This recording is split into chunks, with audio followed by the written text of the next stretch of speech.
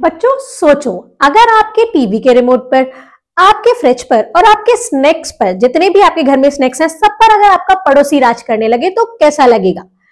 Same वैसे ही India का remote भी हमारे हाथ से निकलकर पहुंच गया था अंग्रेजों के हाथ में। तो आज हम उसी कहानी के टाइम ट्रेवल पर चलने वाले हैं।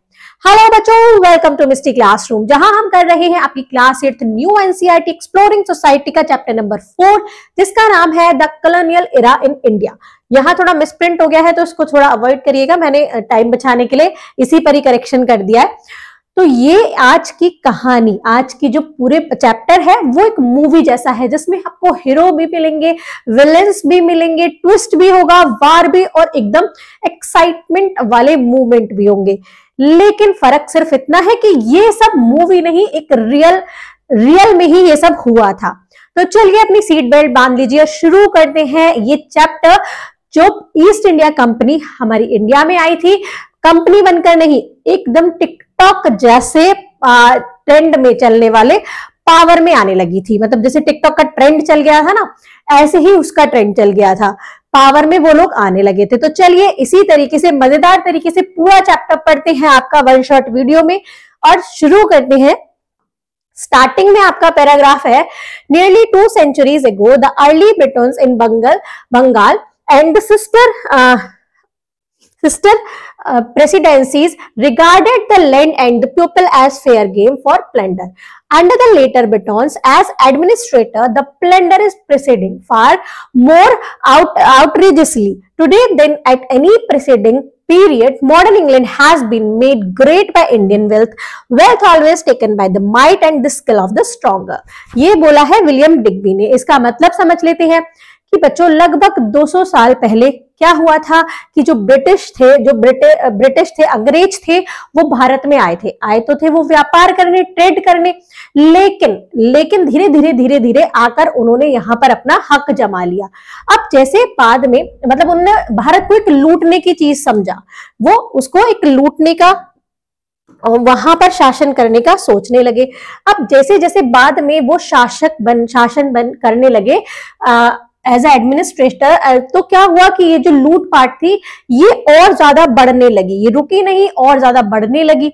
अब जो मॉडर्न इंग्लैंड है, ये बात बोली है विलियम डिग्बी ने कि ये जो मॉडर्न इंग्लैंड है ये बना है कैसे, ये इतना ग्रेट या इतना वेल्दी बना है इंडिया की वेल्थ से। इंडिया से सारी वेल्थ, सारा पैसा कहां से लिया है? इंडिया से। वेल्थ हमेशा कहां से ली जाती है बच्चों? हमेशा जो पावरफुल लोग होते हैं वो कमजोर लोगों से क्या करते हैं? अपनी पावर की वजह से क्या करते हैं? उनसे वेल्थ, उनका सारा चीजें ले लेते हैं। चलिए शुरू करते हैं। चैप्टर में एक पिक्चर दी गई है, यहाँ एक पेंटिंग है, ये ग्रीक पेंटर ने बनाई है कि कैसे इंडियंस अपना सारी चीजें ऑफर कर रहे हैं ब्रिटिशर्स को, सारी चीजें, अपनी चीजें दे रहे हैं, उनसे जबरदस्ती ली जा रही हैं। तो ये पेंटिंग को हम चैप्टर में आगे और अच्छे से एक्सप्लेन करेंगे। आगे इसका आगे दोबारा से ये पिक्चर दी गई है। यहाँ पर अब हम देख लेते हैं द बिग क्वेश्चंस। क्या क्या क्वेश्चंस है जिनके हमें आंसर मिलने वाले हैं चैप्टर में, तो पहले उनको देख लेते हैं। फर्स्ट क्वेश्चन है, व्हाट इज कोलोनियलिज्म? अब कोलोनियलिज्म क्या होता है बच्चों? छोटे सिंपल से वर्ड्स में आपको बता देती हूँ कि जैसे मैंने आपको बताया था कि आपके घर पर अगर आपका पड़ोसी या आपका कोई फ्रेंड है, वो खेलने आता है रोज, आप उसको टॉयज देते हो, खेलने देते हो, उसको परमिशन देते हो। अब कुछ टाइम बाद वो बोलने लगे कि मैं ही बताऊंगा कि कौन से टॉयज से मुझे खेलना है, मतलब वो हक जमाने लगे आपके टॉयज पर भी, आपके घर में क्या बनेगा क्या नहीं बनेगा वो सब ऐसा करने लगे। तो ये होता है कि किसी एक कंट्री जब दूसरी कंट्री पर अपना हक जमाने लगे, वहां पर पावर दिखाने लगे अपनी, तो वो होता है कोलोनियलिज्म। नेक्स्ट है, what drew Europeans power to India? किस चीज को यूरोपियन मतलब क्या चीज थी ऐसी जो यूरोपियंस अट्रैक्ट हुए इंडिया से? इंडिया क्या था बच्चों? बहुत ही पावर, मतलब बहुत ही रिच कंट्रीज में से एक था। तो उनकी जो वेल्थ थी उसकी वजह से जो यूरोपियंस थे वो उसको इंडिया की तरफ वो अट्रैक्ट हुए। नेक्स्ट क्वेश्चन है, what was India's economic and geopolitical standing before and during the colonial period? क्या थी बच्चों इंडिया की इकोनॉमिक और जियोपॉलिटिकल स्टैंडिंग पहले क्या थे, इंडिया बहुत ही रिच कंट्री में से एक था, बहुत ही ज्यादा वेल्थ थी, बहुत ही ज्यादा चीजें होती थी, कॉटन, सिल्क, गोल्ड, ये सारी चीजें यहाँ पर होती थी, तो वो उस टाइम पर वो बहुत रिच थी। लेकिन जैसे जैसे कॉलोनियल पीरियड चला, वो धीरे धीरे धीरे धीरे सारा सामान कहाँ पहुंचता चला गया, यूरोपियंस लेके जाने लगे। पहले ट्रेड की वजह से, मतलब यहाँ से सस्ते में खरीदते थे, वहां पर महंगे में बेचकर वो लोग अमीर होते चले गए, और इंडिया क्या होता चला गया, वो गरीब होता चला गया। नेक्स्ट है, how did the British colonial domination of India impact the country. क्या इंपैक्ट पड़ा कंट्री पर कि इंडिया क्या हो गई बच्चों, बहुत ही पुअर होती चली गई, और इसकी इकोनॉमिक मतलब बहुत ज्यादा डाउन में आधा चला गया इंडिया, जब ये वाला पीरियड चला था, ये इंपैक्ट पड़ा। गुलाम बन गया, अपने टैक्स देते थे, अपनी ही चीजों के लिए अपना ही सामान भी देते थे, टैक्सेस भी देते थे, और उनको बहुत सारी स्टोरीज आपको पता चलेगी, तो एक एज अ स्टोरी की तरह सुनते चलना, जिससे आपको सब चीज समझ में आती रहेगी, और उसके बाद आप जब पूरा चैप्टर पढ़ोगे तो आपको ऐसा लगेगा कि जैसे आप एक स्टोरी पढ़ रहे हैं। तो चलिए शुरू करते हैं। पहले कुछ यहाँ पर 2 फिगर दी गई हैं, उसमें कुछ ईयर्स हैं, उनके उस टाइम पर क्या क्या हुआ था उनको एक हम देख लेते हैं, उनको ब्रीफ मतलब उनके बारे में थोड़ा थोड़ा जान लेते हैं, उसके बाद चैप्टर में हम अच्छे से और पढ़ेंगे। 1498 में क्या हुआ था, Vasco da Gama's arrival at Calicut. Vasco da Gama आए थे 1498 में कालीकट। ये एक पोर्टुगीज थे, पोर्टुगीज सेलर, जो पहले ऐसे सेलर जो कहा इंडिया में आए थे, सी के थ्रू, समुद्र के थ्रू, अफ्रीका से होते हुए ये पहुंचे थे इंडिया। मतलब लोग सोचते थे उससे पहले कि वहां इंडिया में समुद्र से पहुंचना बहुत ही मुश्किल या नामुमकिन है, लेकिन उन्होंने हार नहीं मानी।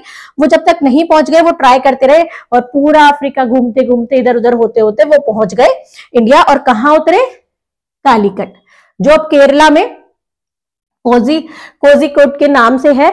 अब नेक्स्ट है 1560 में establishment of the Inquisition at Goa. अब 1500 में मतलब वो अपना धीरे धीरे राज करने लगे, अपना हक जमाने लगे। उसके बाद क्या हुआ कि 1560 में उन्होंने वहां पर एक अदालत खोली, एक ऐसी अदालत जहां पर धर्म का परिवर्तन होता था, लोगों से उनका धर्म पूछा जाता था और उनका चेंज करते थे, क्रिश्चियनिटी फैलाना चाहते थे, तो जो लोग मना करते थे तो उनको पनिशमेंट मिलती थी, और लोगों का धर्म परिवर्तन करते थे, वो क्रिश्चियनिटी सारे में फैलाना चाहते थे। 1612 से 1690 तक the England east India company establishes trading post at Surat, Madras, Bombay and Calcutta. 1612 से 1690 में इंग्लिश ईस्ट इंडिया कंपनी में अपने ट्रेडिंग पोस्ट बना लिए। कहाँ, पहले सूरत, फिर मद्रास, फिर बॉम्बे और फिर कलकत्ता में। धीरे धीरे हर जगह वो फैलने लग गए। आगे देखते हैं, आगे है बच्चों 1674 में, अब ये तो था, ईस्ट इंडिया कंपनी तो थी, the French East India company. अब फ्रेंच लोग आ गए, ब्रिटिश ईस्ट इंडिया कंपनी तो पहले से ही एस्टैब्लिश हो गई थी, फ्रेंच ईस्ट इंडिया कंपनी भी उन्होंने अपना ट्रेडिंग पोस्ट कहां पर, पौंडीचेरी में अपना एक ट्रेडिंग पोस्ट बना लिया 1674 में। फिर क्या हुआ, 1741 में क्या हुआ, defeat of the Dutch at the battle of Colachel के बैटल में भारत के एक राजा ने क्या किया, डच को हरा दिया। किस बैटल है, इसका नाम ही बैटल ऑफ कोलाचल है, जिसमें भारत के एक राजा ने डच को हरा दिया था, वहां पर उनकी पहली बार हार हुई थी। नेक्स्ट है बच्चों 1746 से 1763 the Carnatic wars between the British and the French. अब ब्रिटिश ईस्ट इंडिया कंपनी भी थी, फ्रेंच ईस्ट इंडिया कंपनी भी थी, दोनों चाहते थे कि हम ज्यादा पावरफुल बने, तो दोनों के बीच में वार हुए, कार्नेटिक वार, मतलब 3 बार उनके युद्ध हुए। तो पहले वार में तो फ्रेंच जीतते हुए दिखाई दिए, लेकिन लास्ट में आते आते ब्रिटिश जीत गए और फ्रेंच हार गए। उसके बाद है 1757 में British victory in the battle of Plassey का युद्ध हुआ। प्लासी का युद्ध में ब्रिटिश की जीत हुई। ये क्या हुआ था बच्चों, ये भी बहुत, इसकी भी कहानी है कि यहाँ पर मतलब 4 से वो जीते थे। यहाँ के जो राजा थे उनके जो लोग थे, उनके जो ट्रस्टेड लोग थे, ब्रिटिश ने अपनी तरफ मिला लिए। मीर जाफर, उनकी वजह से उन्होंने क्या किया, अपने राजा को धोखा दे दिया और वो मतलब ब्रिटिश का साथ दिया, तो इसलिए ब्रिटिश की जीत हुई। 18 यहां पर फिर 1770 से 1772 first great famine in Bengal. Bengal में अकाल पड़ा था, मतलब खेत पार नदी सूख गई थी, खेती नहीं होती थी, लेकिन अंग्रेजों ने टैक्स लेना नहीं छोड़ा था। तो उस टाइम पर क्या हुआ था बच्चों, बहुत ही बड़ा अकाल पड़ा था, जिसमें 1 करोड़ से भी ज्यादा लोग मारे गए थे। तो वहां पर एक सबसे पहला था कि क्योंकि वहां के लोगों को टैक्स फिर भी देना पड़ रहा था, उनको ना खाने को था ना पीने को था, उनसे टैक्स लिया जा रहा था, तो सबसे बड़ा अकाल ये पड़ा था। उसके बाद 1818 में third Anglo Maratha war and Maratha power. 18 यहां पर मराठा की पावर चल रही थी, मराठा एम्पायर चल रहा था, जैसे मुगल्स को हरा के मराठा आए थे पावर में, लेकिन मराठा भी हार गए थे ब्रिटिश से थर्ड एंग्लो मराठा वार्स में, जिसमें मराठा पावर को एंड कर दिया था। अब ब्रिटिश पूरी तरह से पावर में आ गए थे। नेक्स्ट है 1829 से 1833 द खासी uprising in present day Meghalaya. Meghalaya में खासी ट्राइब थे, जो खासी जनजाति के लोग थे, वो भी लोग नहीं चाहते थे कि ब्रिटिश उनकी तरफ आए, मतलब उनको ट्रेडिंग के लिए उस रास्ते से गुजरना पड़ता था। अब वो सोचते थे कि अगर ब्रिटिश यहाँ आएंगे तो वो हमारी जमीन पर भी कब्जा कर लेंगे, तो वो नहीं चाहते थे। उन्होंने बहुत ज्यादा लड़ाई की, लास्ट में वो हार गए, लेकिन बहुत एंड टाइम तक वो बहुत जंगलों की तरफ से वार करते रहे, तो अपने आप को सेव करते रहे, मतलब वो बहुत ही स्ट्रांगली लड़े थे।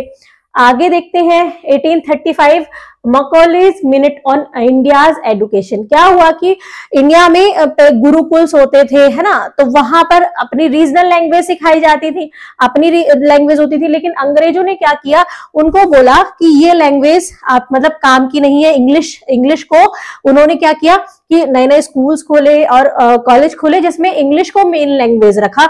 उन्होंने बोला कि इंग्लिश के बिना कुछ नहीं हो सकता, इंग्लिश मेन लैंग्वेज रखी जानी चाहिए, इंग्लिश को प्रेफरेंस दी, और यहाँ की लैंग्वेज को उन्होंने बेकार बोला।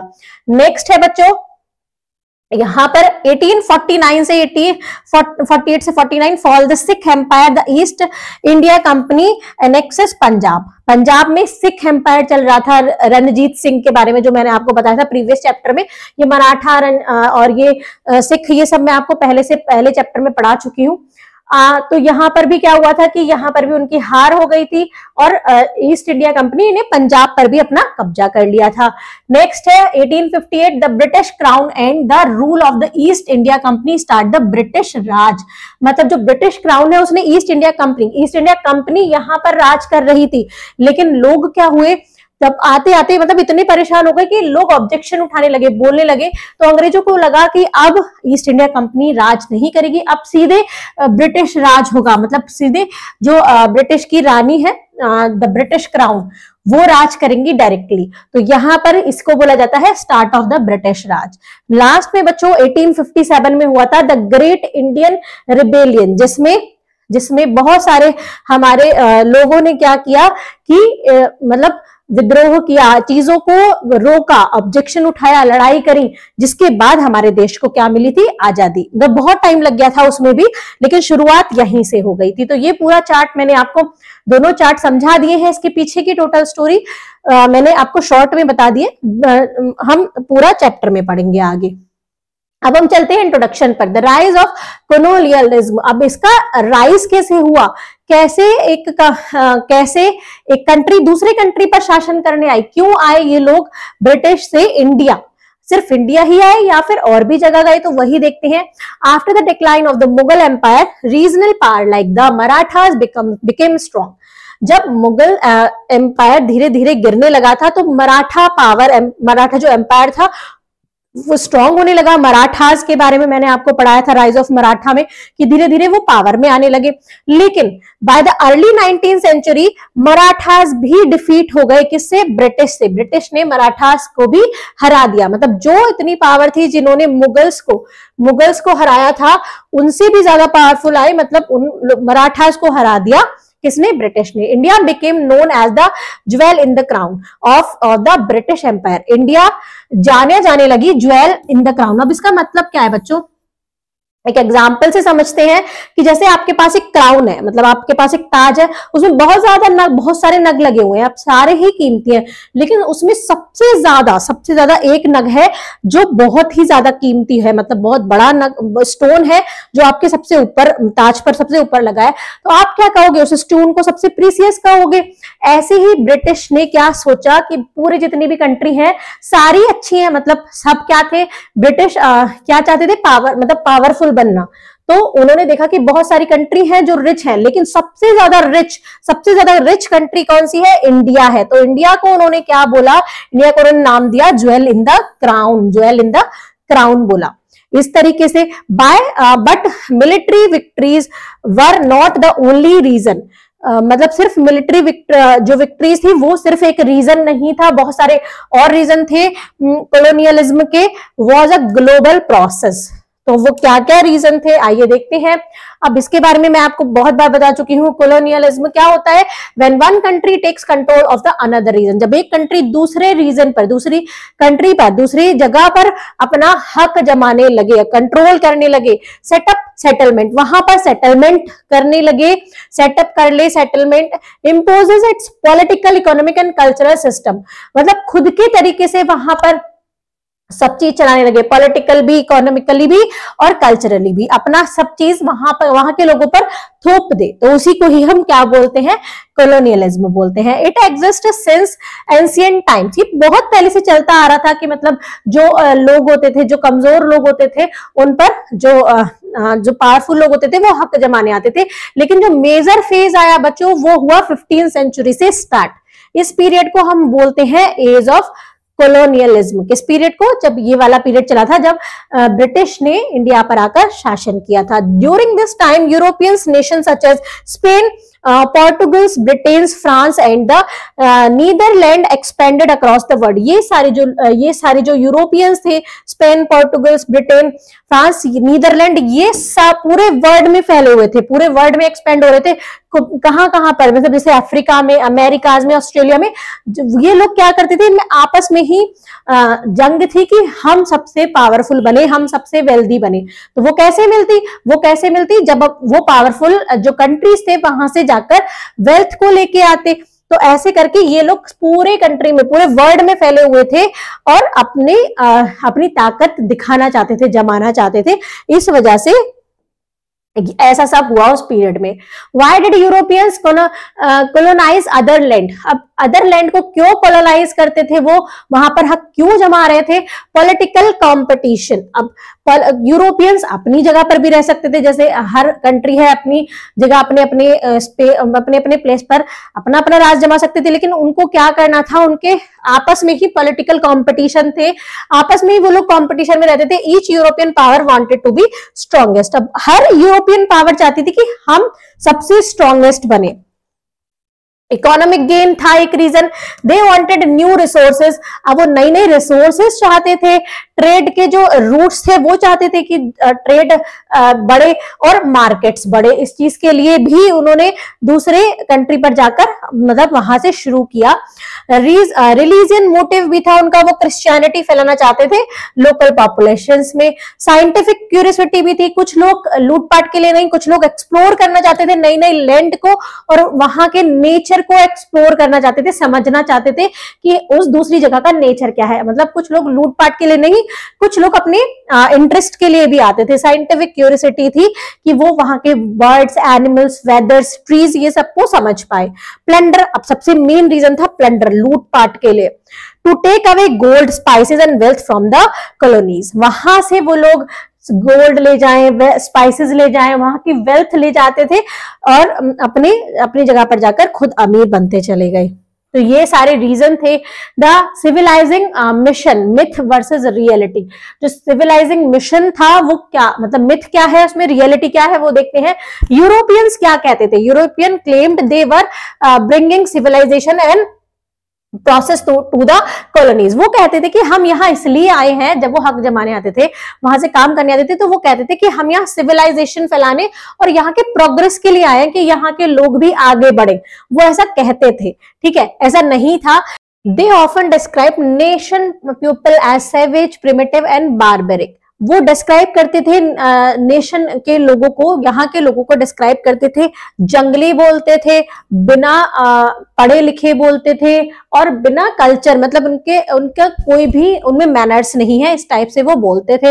In reality colonialism caused loss of independence, लेकिन रियलिटी क्या थी इस चीज की कि अपनी इंडिपेंडेंस ही खो दी हम लोगों ने।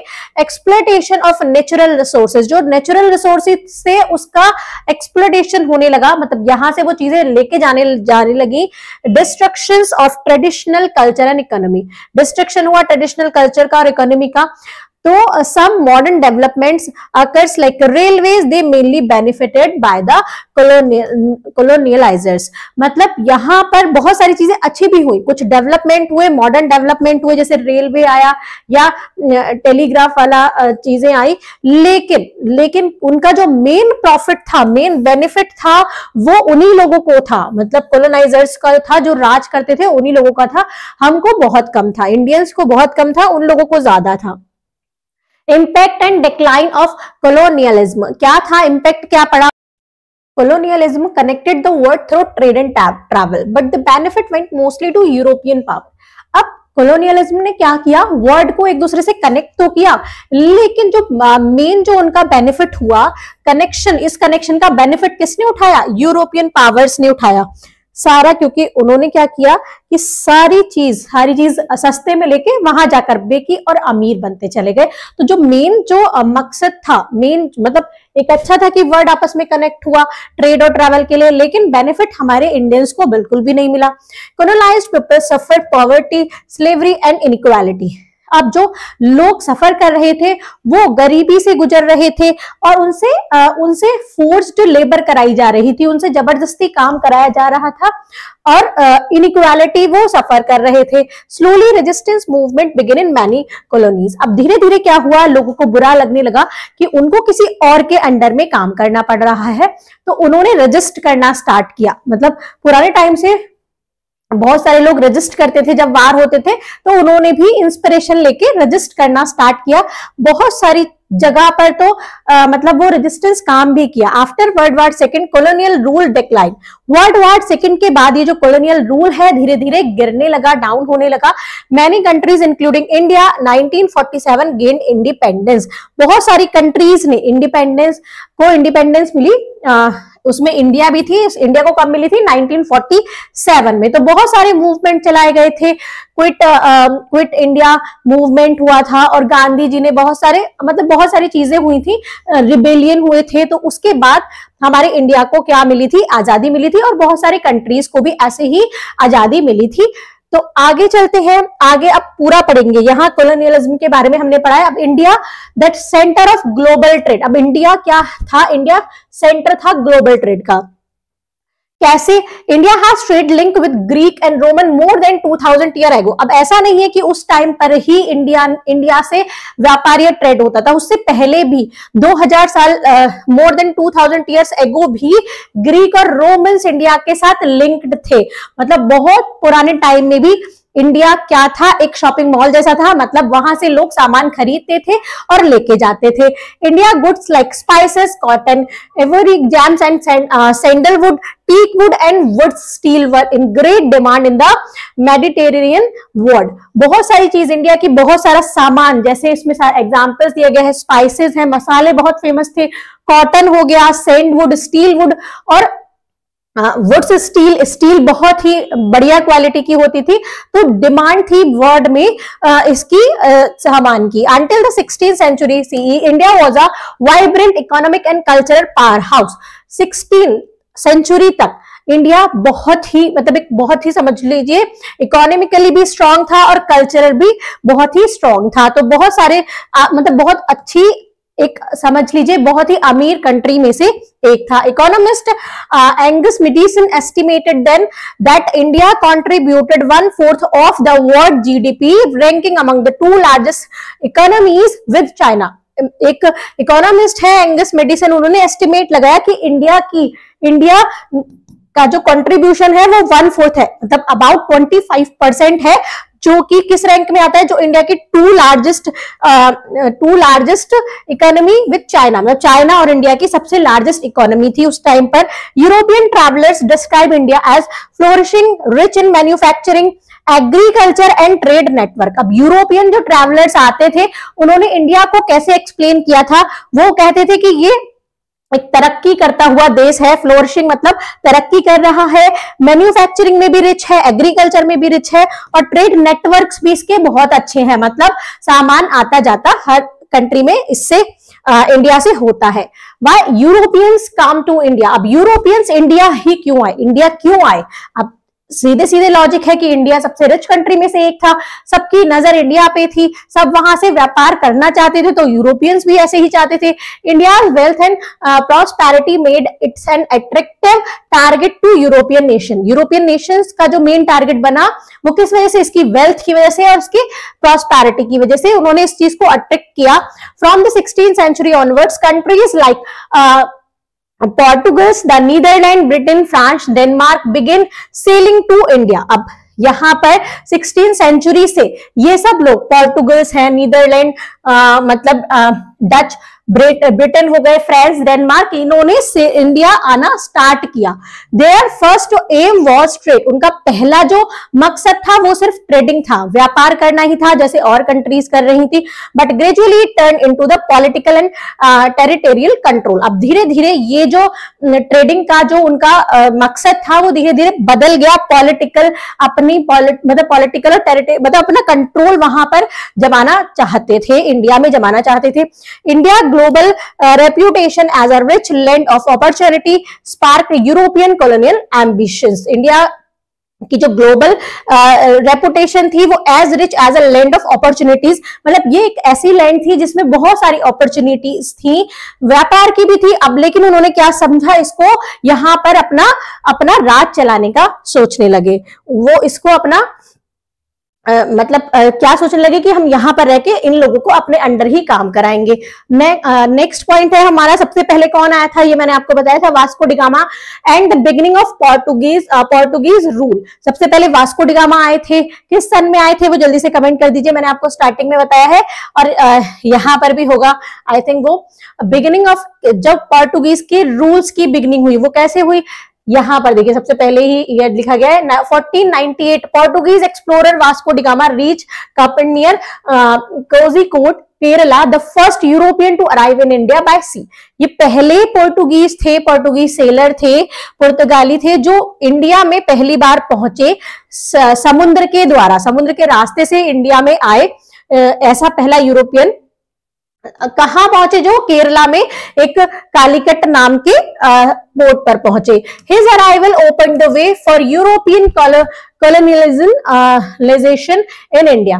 जो वो आए यहाँ पर उनके पहुंचते ही अब उन्होंने तो ये रास्ता खोजा था, बहुत सारे गलत रास्ते पर जा जाकर भी एक सही रास्ता उन्होंने खोज लिया, लेकिन बहुत सारे यूरोपियंस को क्या मिला, उनके साथ रास्ता मिल गया, वो लोग भी उनका उसी रास्ते से इंडिया में आने लग गए। दो initially welcomed his aggressive behaviour damage relation with local rulers. Starting में इंडिया ने उनका वेलकम किया क्योंकि वो चाहते थे, उनको लगता था कि ये व्यापार करने आए हैं और व्यापार करना, ट्रेड करना तो बहुत अच्छी बात है कि हम लोगों से कनेक्ट हो रहे हैं। लेकिन क्या हुआ कि उनका जो एग्रेसिव बिहेवियर था वास्को डिगामा का, जो वहां के लोकल रूलर्स थे, जो वहां के राजा थे, जो वहां शासन कर रहे थे, उनसे उनके रिलेशन धीरे धीरे बेकार होने लगे।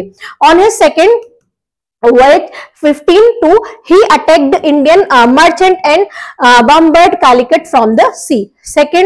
अपने सेकेंड वॉयज में उन्होंने क्या किया, इंडियन मर्चेंट पर अटैक किया और कालीकट को, मतलब कालीकट पे अपना हक जमा लिया, राज करने लगे। द पोर्टुगीज सून कैप्चर्ड की पोर्ट। पोर्टुगीज ने धीरे धीरे की पोर्ट्स को भी कैप्चर कर लिया। इसमें इंक्लूड है गोवा, 1510 में किया था, which became their capital in India, जो कि वहां पर रहकर वो पूरे इंडिया पर राज करना चाहते थे। उनकी मेन कैपिटल बन गई इंडिया की, कौन, Goa.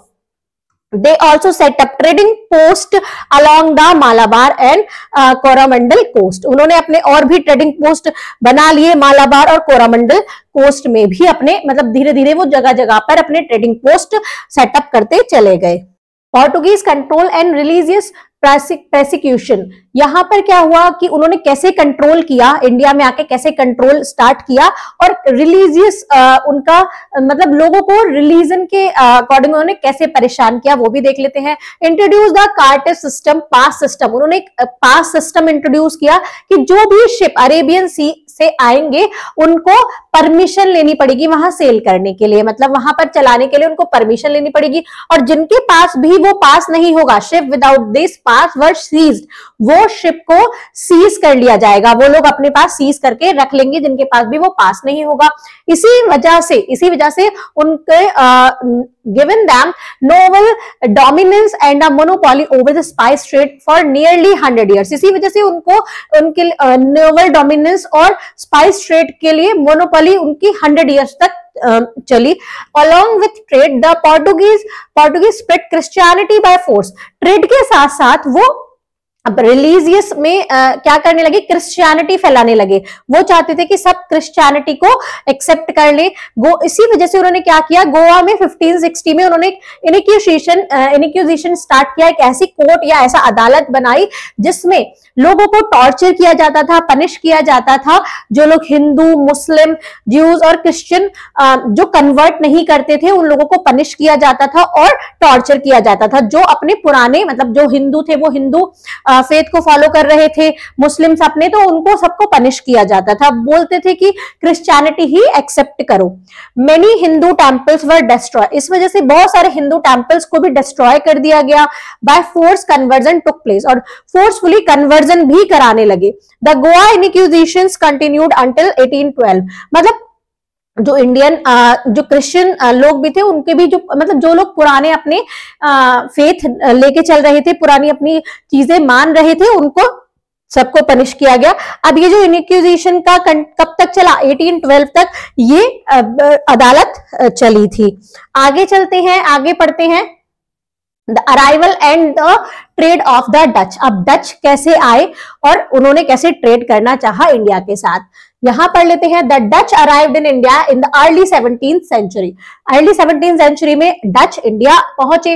Unlike the Portuguese they focused mainly on trade and commerce, not on religion and और कन्वर्जन। वो पोर्टुगीज की तरह ये रिलीजन और कन्वर्जन में बिलीव नहीं करते थे, उन्होंने मेन फोकस किया ट्रेड की तरफ, मतलब सिर्फ वो व्यापार ही करने आए थे। formed the Dutch East India Company to control the spice trade, अब उन्होंने भी Dutch east India company form की कि जिसमें वो स्पाइस ट्रेड को कंट्रोल कर सके। एस्टैब्लिश्ड ट्रेडिंग पोस्ट, अब उन्होंने कहाँ ट्रेडिंग पोस्ट बनाए, वेस्ट कोस्ट में, सूरत में, बहराइच, कोचिन, ये कोची में बनाए थे, ईस्ट कोट, नागापट्टनम और मसूलीपट्टनम में बनाए थे उन्होंने अपने trading post. Their strongest base was the Malabar region, Kerala, उनका जो स्ट्रॉन्गेस्ट बेस था, मतलब जहां उनका ट्रेडिंग पोस्ट था वो था मालाबार रीजन, केरला में। Where they defeat the Portuguese and took control of several port, वहां पर उन्होंने पोर्टुगीज को डिफीट कर दिया था, उनको हरा दिया था और बहुत सारे पोर्ट पर अपना कंट्रोल कर लिया था, कहां, मालाबार रीजन में। तो ऐसे डच आए। अब डच आए, ये एक पेंटिंग है, ये एक पिक्चर बनाई गई है जिसमें अभी बताएंगे कि डच कैसे हारे। अब किसने हराया डच को, तो ये वही पेंटिंग है। ये लोग डच जो है वो सरेंडर कर रहे हैं वहां के राजा के सामने, बैटल ऑफ कोलाचल आपको आगे बताया जाएगा, तो पहले उसको पढ़ लेते हैं फिर इस पिक्चर पे दोबारा आएंगे। Decline of Dutch power, Dutch power कैसे धीरे धीरे गिरने लगी। Despite early success the Dutch presence in India was short lived, अब जैसे शुरुआत में तो उन्होंने बहुत सक्सेस पाई थी अपना ट्रेड करने में, लेकिन उतना ही जल्दी, मतलब उतना ही ज्यादा टाइम के लिए वो वहां पर टिके नहीं। Their power decline after the battle of Colachel 1741, उनकी पावर धीरे धीरे गिर गई। उनकी पावर गिर गई किसके बाद, जब बैटल हो गया कोलाचल, बैटल ऑफ कोलाचल 1741 में जब हुआ था। अब ये बैटल किसके साथ हुआ था, in this battle king Marthanda Varma the Travancore southern Kerala defeat the Dutch on both land on sea, वहां के जो राजा थे उस टाइम पर मार्थन वर्मा, उन्होंने क्या किया था कि डच को डिफीट कर दिया था, हरा दिया था, लैंड पर भी और सी पर भी, समुद्र पर भी। तो उस युद्ध के बाद ही डच वापस चले गए थे। This was a rare victory of an Indian kingdom over the European colonial force. ये एक रेयर विक्ट्री थी कि जहां भारत के एक राजा ने, एक शासक ने यूरोपियन फोर्स को हरा दिया था। After this defeat the Dutch gradually lost their influence in India. इस हार के बाद डच ने अपना उनका जो इन्फ्लुएंस था, जो उनका दबदबा था, वो उसको खो दिया था इंडिया में। Focused on trade in Indonesia instead, और उस इंडिया की जगह पर वो इंडोनेशिया से ट्रेडिंग करना उन्होंने अच्छा समझा, मतलब उन्होंने वहां पर फोकस किया। तो अब ये पिक्चर देख लीजिए, ये राजा हैं और ये डच लोग हैं जो सरेंडर कर रहे हैं इनके सामने हारने के बाद। आगे चलते हैं, आगे है French entry and early expansion. अब फ्रेंच भी आए। अब ये कैसे आए और इन्होंने कैसे स्टार्टिंग में अपनी तरक्की की, वो भी देख लेते हैं। The French came to India later than other Europeans. बाद में आए थे ये अदर यूरोपियन से। Their first trading post was set up at Surat. उन्होंने अपना फर्स्ट ट्रेडिंग पोस्ट कहां बनाया था बच्चों? सूरत में 1668 में, और फिर बाद में पौंडीचेरी 1674 में बनाया। They founded the French East India Company. उन्होंने फ्रेंच ईस्ट इंडिया कंपनी बनाई जिसमें an aim to build a French empire in India. और उनका भी एम था कि वो फ्रेंच एम्पायर बनाए, जैसे ब्रिटिश का था ऐसे ही फ्रेंच का भी था। Joseph Francois Dupleix governor general of French India 1742 से 1754 इंट्रोड्यूस न्यू कॉलोनियल स्ट्रेटेजीज। यहाँ के जो गवर्नर जनरल थे फ्रेंच इंडिया के, उन्होंने नई स्ट्रेटेजीज को इंट्रोड्यूस कराया। क्या थी? Trained Indian soldiers in European style. वो इंडियन सोल्जर्स को यूरोपियन स्टाइल में ट्रेन करते थे और उसको बोलते थे स्पॉय।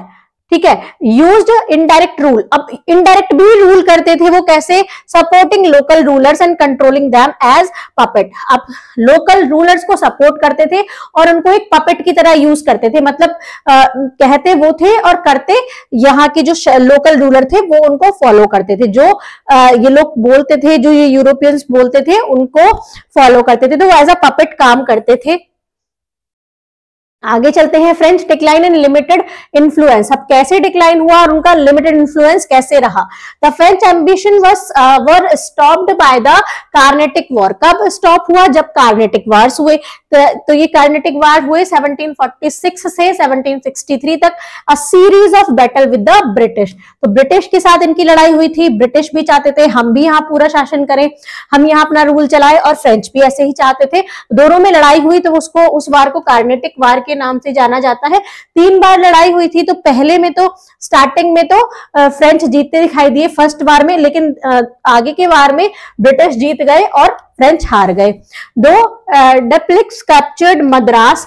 डप्लिक्स ने, जबकि मद्रास चेन्नई को कैप्चर किया था 1756 में।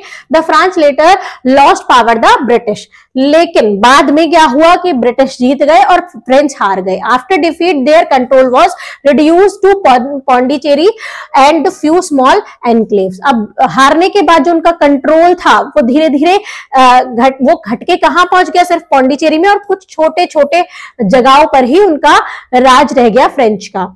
उनका जो कंट्रोल था वो इतनी ही जगह पर रहा। Unlike the Portuguese, the French rarely interfered in India social and religious life. अब पोर्टुगीज तो उनके रिलीजियस और सोशल लाइफ में इंटरफेयर करते थे, लेकिन फ्रेंच ऐसा नहीं करते थे, वो ये चीज नहीं करते थे। वन एक्सेप्शन था बस, उसमें उन्होंने क्या किया था? 1748 में ऑर्डर दिया था कि एक टेम्पल है वेदा पुरेश्वरन, उस टेम्पल को, पौंडीचेरी में ये टेम्पल है, उसको बोला था कि इसको मतलब इसको तोड़ दिया जाए। कि मतलब क्या दिखाने के लिए? कि क्रिश्चियन का डोमिनेंस दिखाने के लिए, कि अपनी ताकत दिखाने के लिए उसको तोड़ने का ऑर्डर दिया था। Eventually the French remain only as minor trader in India. अब ये मेजर ट्रेडर्स नहीं रहे थे, ये सिर्फ एक माइनर ट्रेडर्स ही रहे थे इंडिया में।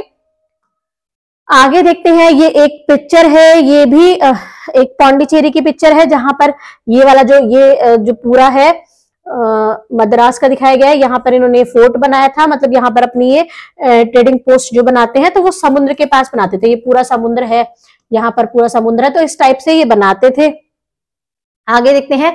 अब enter the British. British power जो सबसे ज्यादा टाइम तक रूल किया, जिसने सबसे ज्यादा पावरफुल बन के रूल किया, वो देखते हैं। The British eventually became the dominant European power in India. British क्या बन गए? एक डोमिनेंट यूरोपियन पावर बन गए इंडिया में। Their rule lasted for nearly 2 centuries। उनका जो रूल था वो कम से कम मतलब लगभग 200 साल तक चला था। Shaping India political economy and society.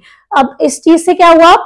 India की सोशल, पॉलिटिकल और इकोनॉमी चीजें सब चेंज हो गई। The British East India Company first came to trade but gradually to control over largest part of India. पहले वो ट्रेड करने आए थे जैसा कि मैंने आपको बताया था, लेकिन धीरे धीरे उन्होंने बहुत सारे इंडिया के लार्जेस्ट पार्ट पर अपना कंट्रोल कर लिया।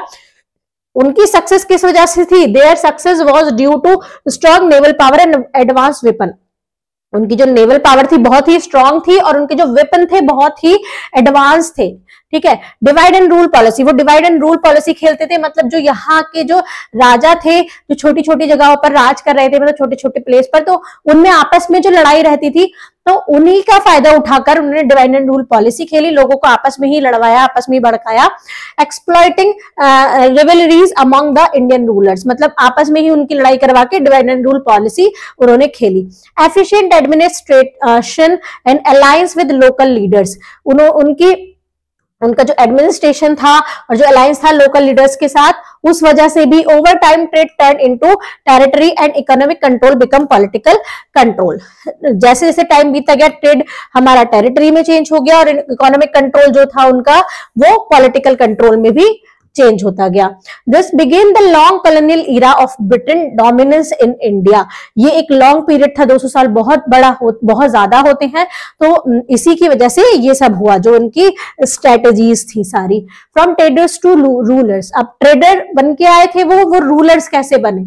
The British conquest of India was a gradual and strategic transformation from trade to empire. अब ये जो ट्रांसफॉर्मेशन था ट्रेडिंग से एम्पायर तक का, ये कोई सडन चेंज नहीं था, ये उनकी धीरे धीरे चलने वाली साजिश थी जिसको वो अपना रच रहे थे, और धीरे धीरे वो उन्होंने क्या किया, ट्रेड से अपना कंट्रोल करना स्टार्ट कर दिया। The English East India Company was founded as a trading company under a royal charter by Queen Elizabeth first. जो इंग्लिश ईस्ट इंडिया कंपनी थी वो एक ट्रेडिंग कंपनी के रूप में स्टार्ट हुई थी, जो किसने की थी? बाय क्वीन एलिजाबेथ फर्स्ट ने। This charter gave it's special privilege. इन्होंने मतलब इस चार्टर ने एक स्पेशल पावर दी। वो क्या पावर थी? कि अपनी प्राइवेट आर्मी को राइज करने का, अपने प्राइवेट आर्मी को रखने का उनको राइट मिला। At first the company pretended to be only traders. Starting में, शुरुआत में वो जो कंपनी थी वो सिर्फ ट्रेडर के रूप में ही प्रिटेंड करती थी कि हम सिर्फ ट्रेडर ही हैं। स्टैब्लिशिंग ट्रेडिंग पोस्ट, तो उन्होंने कहाँ अपने ट्रेडिंग पोस्ट बनाए? सूरत, मद्रास, बॉम्बे और कलकत्ता 17वीं सेंचुरी में। तो इंडियंस जो थे उन्होंने इनका वेलकम किया। उन्हें लगा कि ट्रेडिंग करना तो बहुत अच्छा है, कि उन्हें लगा कि फॉरेन से ट्रेड हमारे लिए बेनिफिशियल होगा, इसलिए उन्होंने इंडियंस रूलर्स ने उनका वेलकम किया। बट क्या हुआ? However behind this trade the company nurtured imperial ambitions laying the foundation of British rule in India. लेकिन इस ट्रेड के पीछे उनकी एक साजिश छुपी हुई थी, जिसमें वो क्या कर रहे थे कि इंडिया पर रूल करने का, अपना ब्रिटिश रूल का अपना फाउंडेशन बना रहे थे कि वो यहाँ पर रूल कर पाए। The strategy of divide and rule. अभी मैंने आपको डिवाइड एंड रूल के बारे में बताया था, तो इनकी क्या स्ट्रैटेजी थी? The East India Company, while pretending to be traders, slowly become political power brokers in India. जो ईस्ट इंडिया कंपनी थी, जो कि प्रिटेंड कर रही थी कि हम सिर्फ ट्रेडर ही हैं, तो धीरे धीरे क्या हुआ, वो पॉलिटिकल पावर में आने लगी। Company officials built relation with local rulers. जो कंपनी थी, जो कंपनी के ऑफिशियल्स थे, लोग थे, वो लोकल रूलर्स के साथ अपना कनेक्शन बनाने लगे, रिलेशन बनाने लगे।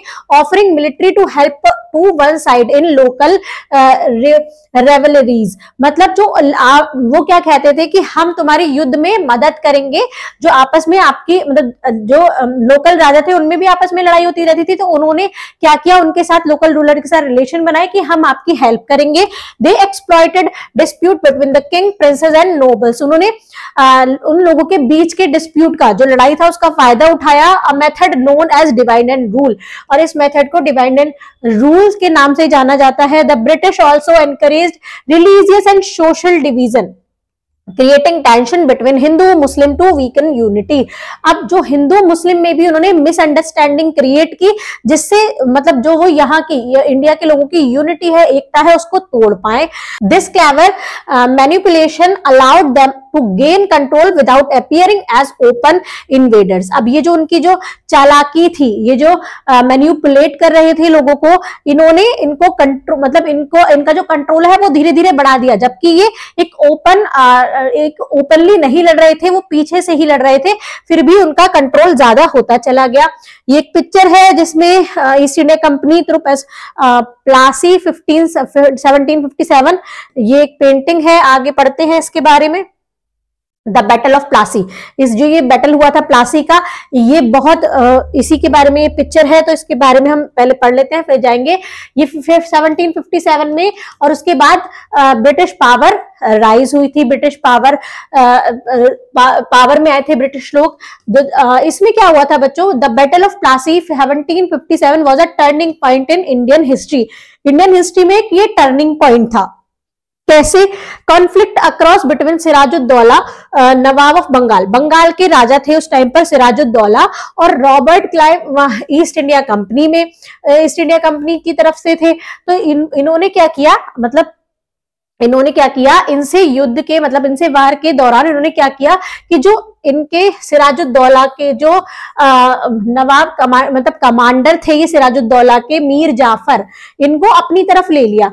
इन जो ये थे रॉबर्ट क्लाइव ने, इन्होंने इनको भड़का दिया अपनी तरफ। इनसे बोला कि अगर तुम हमारा साथ दोगे तो हम तुमको यहाँ का, बंगाल का अगला नवाब बनाएंगे। तो ऐसा कहकर उन्होंने क्या किया कि मीर जाफर ने अपने जो सरदार है, अपने जो राजा है, उनके साथ गद्दारी की, जिसकी वजह से जो ब्रिटिश है वो पावर में आ गए, ये लोग जीत गए। अब क्या कहानी है उसको पढ़ लेते हैं। Clive with Mir Jafar, the Nawab commander, promising to make him Nawab in exchange of the betrayal। मतलब अगर आप उनसे गद्दारी करोगे तो उसके बदले में हम आपको बंगाल का अगला नवाब बना देंगे। ड्यूरिंग द बैटल के दौरान क्या हुआ, मीर जाफर की जो फोर्स थी वो एक तरफ बिना लड़े चुपचाप खड़ी रही, और जो ब्रिटिश की जो फोर्स थी वो नंबर्स में कम थी। अगर वो लड़ते तो वो ब्रिटिश को हरा देते, लेकिन मीर जाफर ने ऐसा नहीं किया, अपनी फोर्स को रोके रखा, जिससे कि वो कम नंबर वाली पावर भी ब्रिटिश लोग उनको जीत मिल गई।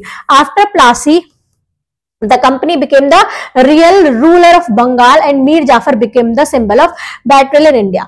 प्लासी के युद्ध के बाद जो कंपनी थी, कंपनी मेन रूलर बन गई, बंगाल का रियल रूलर बन गई, और जो मीर जाफर थे वो एक सिंबल बन गए कि ये गद्दारी का एक सिंबल बन गए कि इन्होंने गद्दारी की अपने राजा के साथ। अब हम देखते हैं doctrine of lapse and subsidiary alliance. यहां पर हम पढ़ते हैं, as king maker the British expanded their control through policies. क्या क्या पॉलिसीज थी इनकी? यहाँ पर दो पॉलिसीज थी। पहली policies doctrine of lapse 19th century, यानी मतलब यहाँ पर क्या होता था, पहले मैं आपको समझा देती हूँ कि जैसे कोई राजा है, उसका अगर बेटा है तो वही आगे राजा बनेगा, वही आगे शासन करेगा। लेकिन उन्होंने, अगर किसी राजा का बेटा ही नहीं है तो पहले क्या होता था कि अडॉप्ट कर लेते थे और उसको राजा बना देते थे। लेकिन यहाँ पर ब्रिटिश लोगों ने बोला कि अगर आपका बेटा नहीं है, अगर किसी राजा का बेटा नहीं है, तो वहां पर हम लोग राज करेंगे, वहां पर ब्रिटिश लोग राज करेंगे।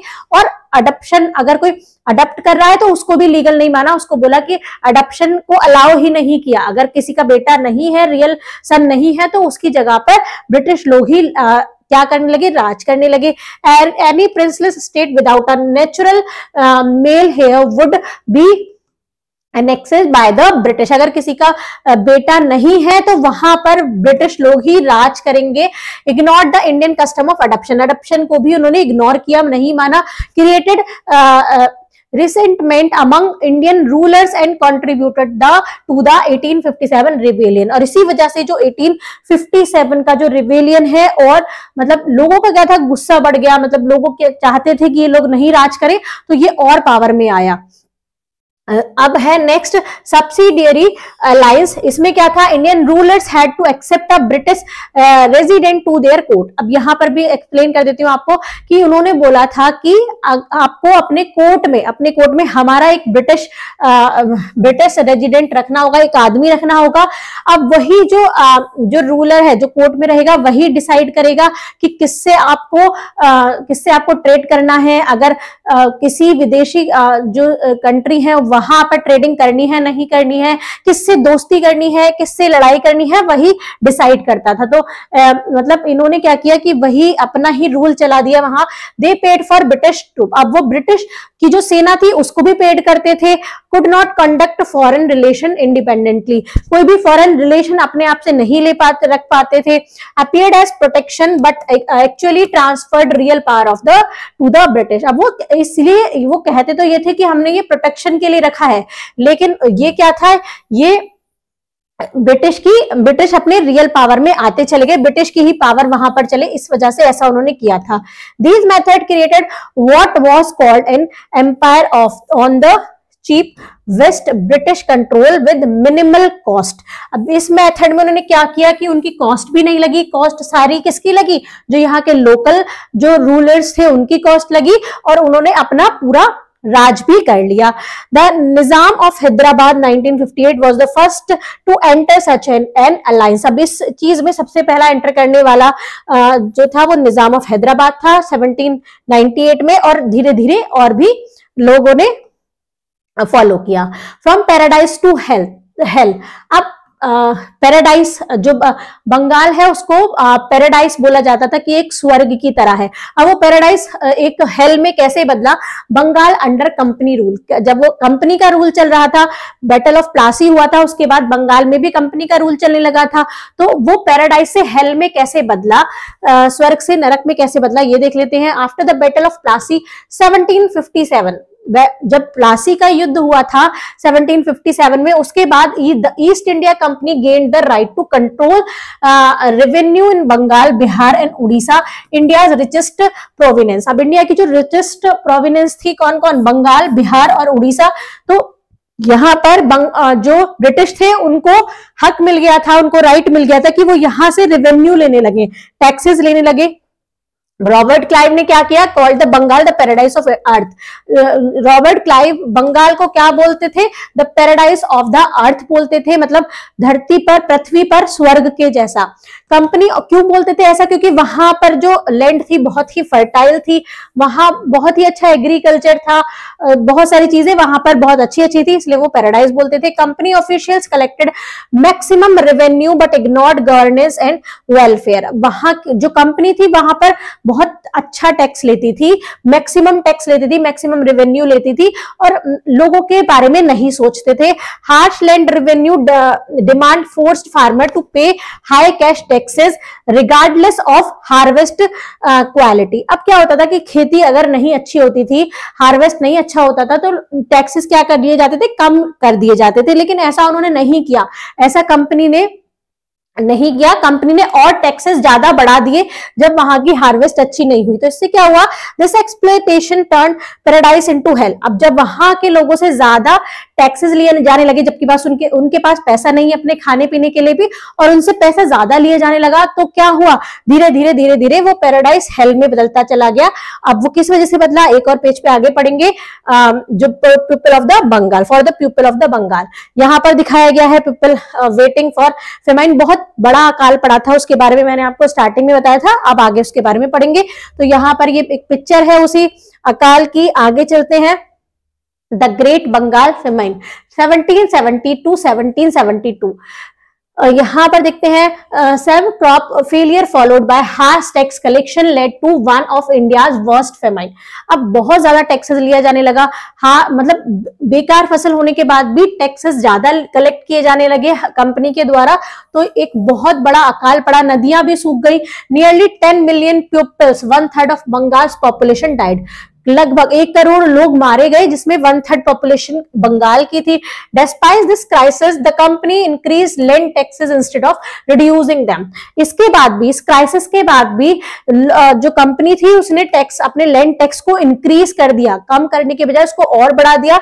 British officials like W.W. Hunter later commanded this क्यूरलिटी। उन्होंने बोला, बाद में उन्होंने एक्सेप्ट किया, ब्रिटिश के जो ऑफिशियल्स थे उन्होंने बोला कि हमने ये लोगों के साथ गलत किया है, बाद में एक्सेप्ट किया।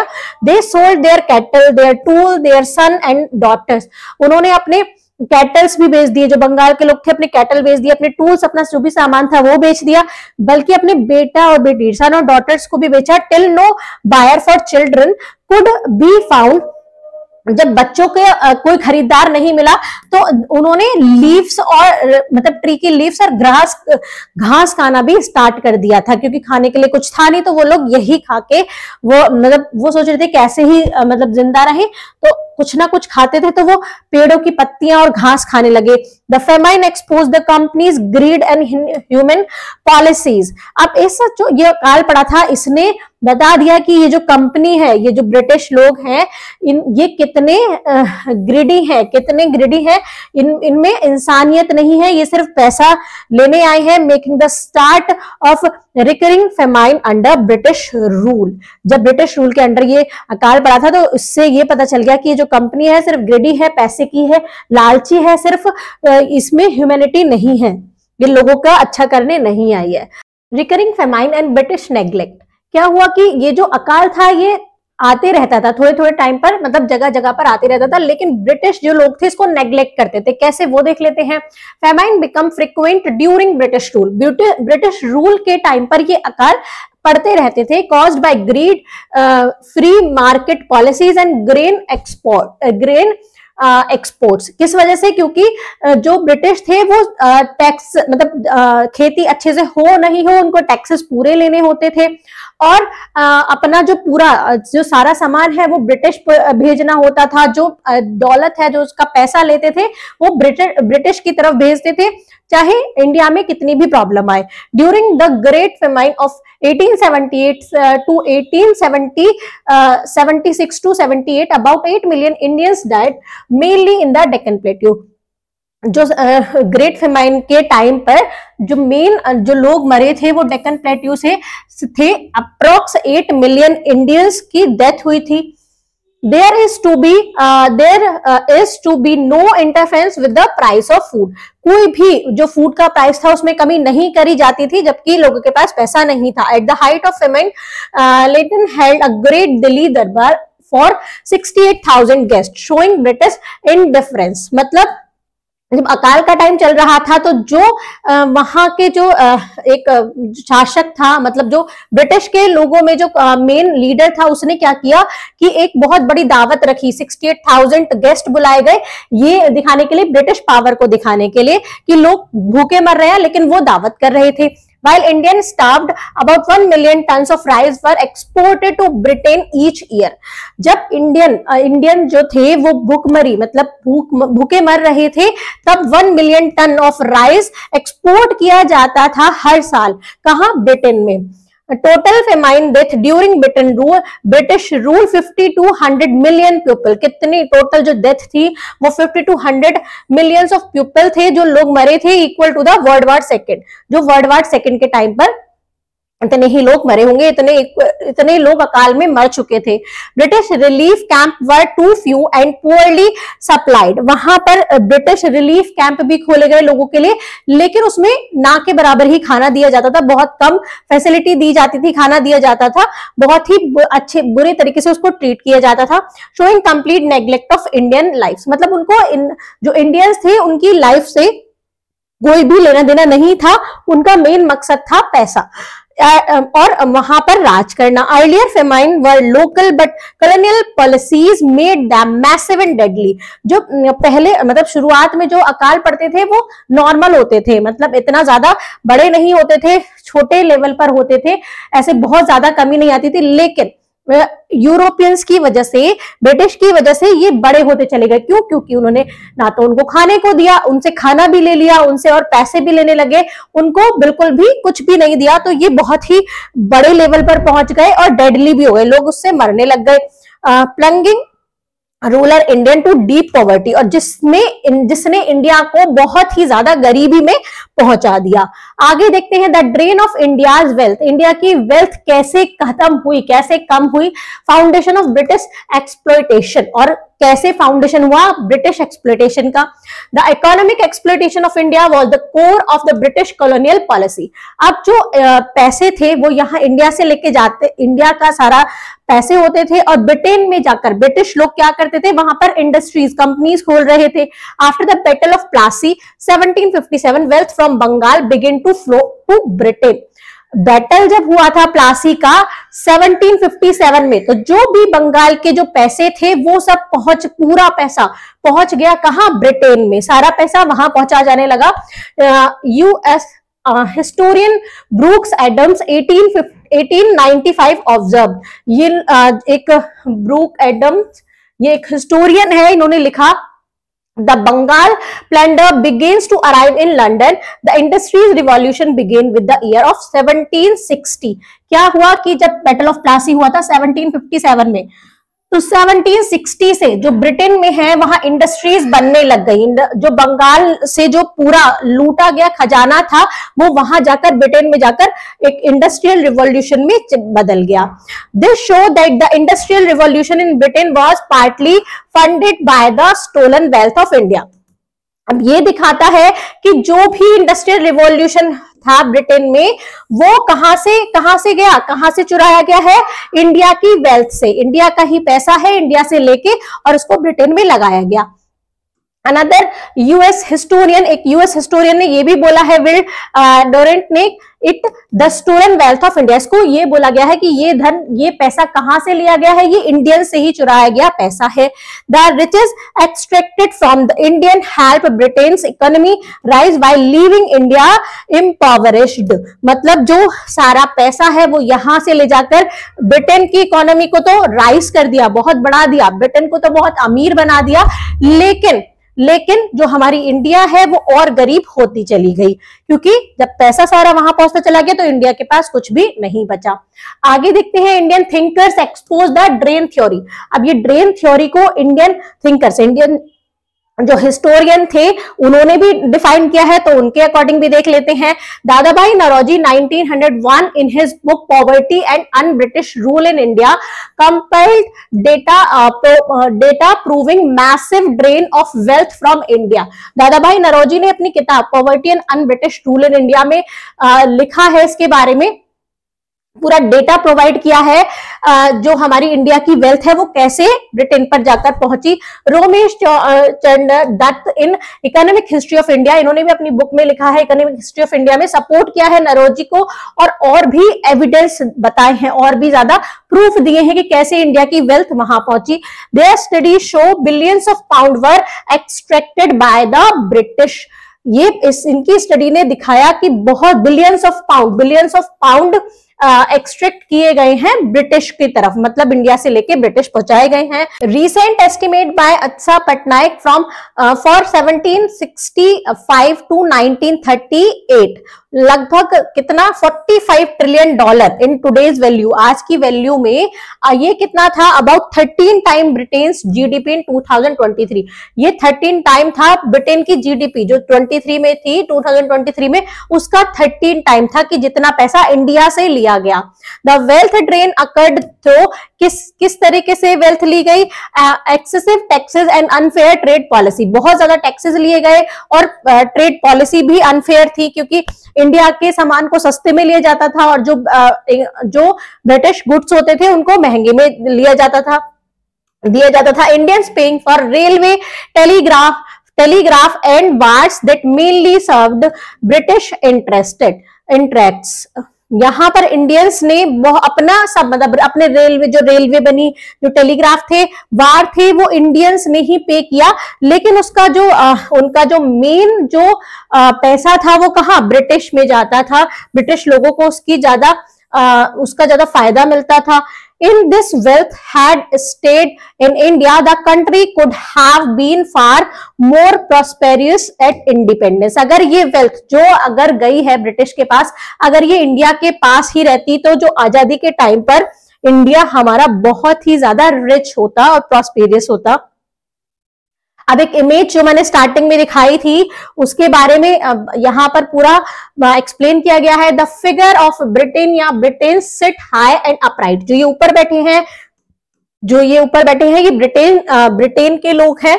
सिंबलाइज्ड पावर ऑफ कंट्रोल, तो ये ऊपर बैठे हैं, ऊंचाई पर बैठे हैं, तो ये पावर ऑफ कंट्रोल को दिखा रहे हैं कि इनके पास ही पावर है, कंट्रोल है। While the colonies are shown below her, उनके नीचे सारे कॉलोनीज हैं by in position offering wealth, और वो अब झुके हुए हैं और मतलब अपनी वेल्थ को उनको ऑफर कर रहे हैं।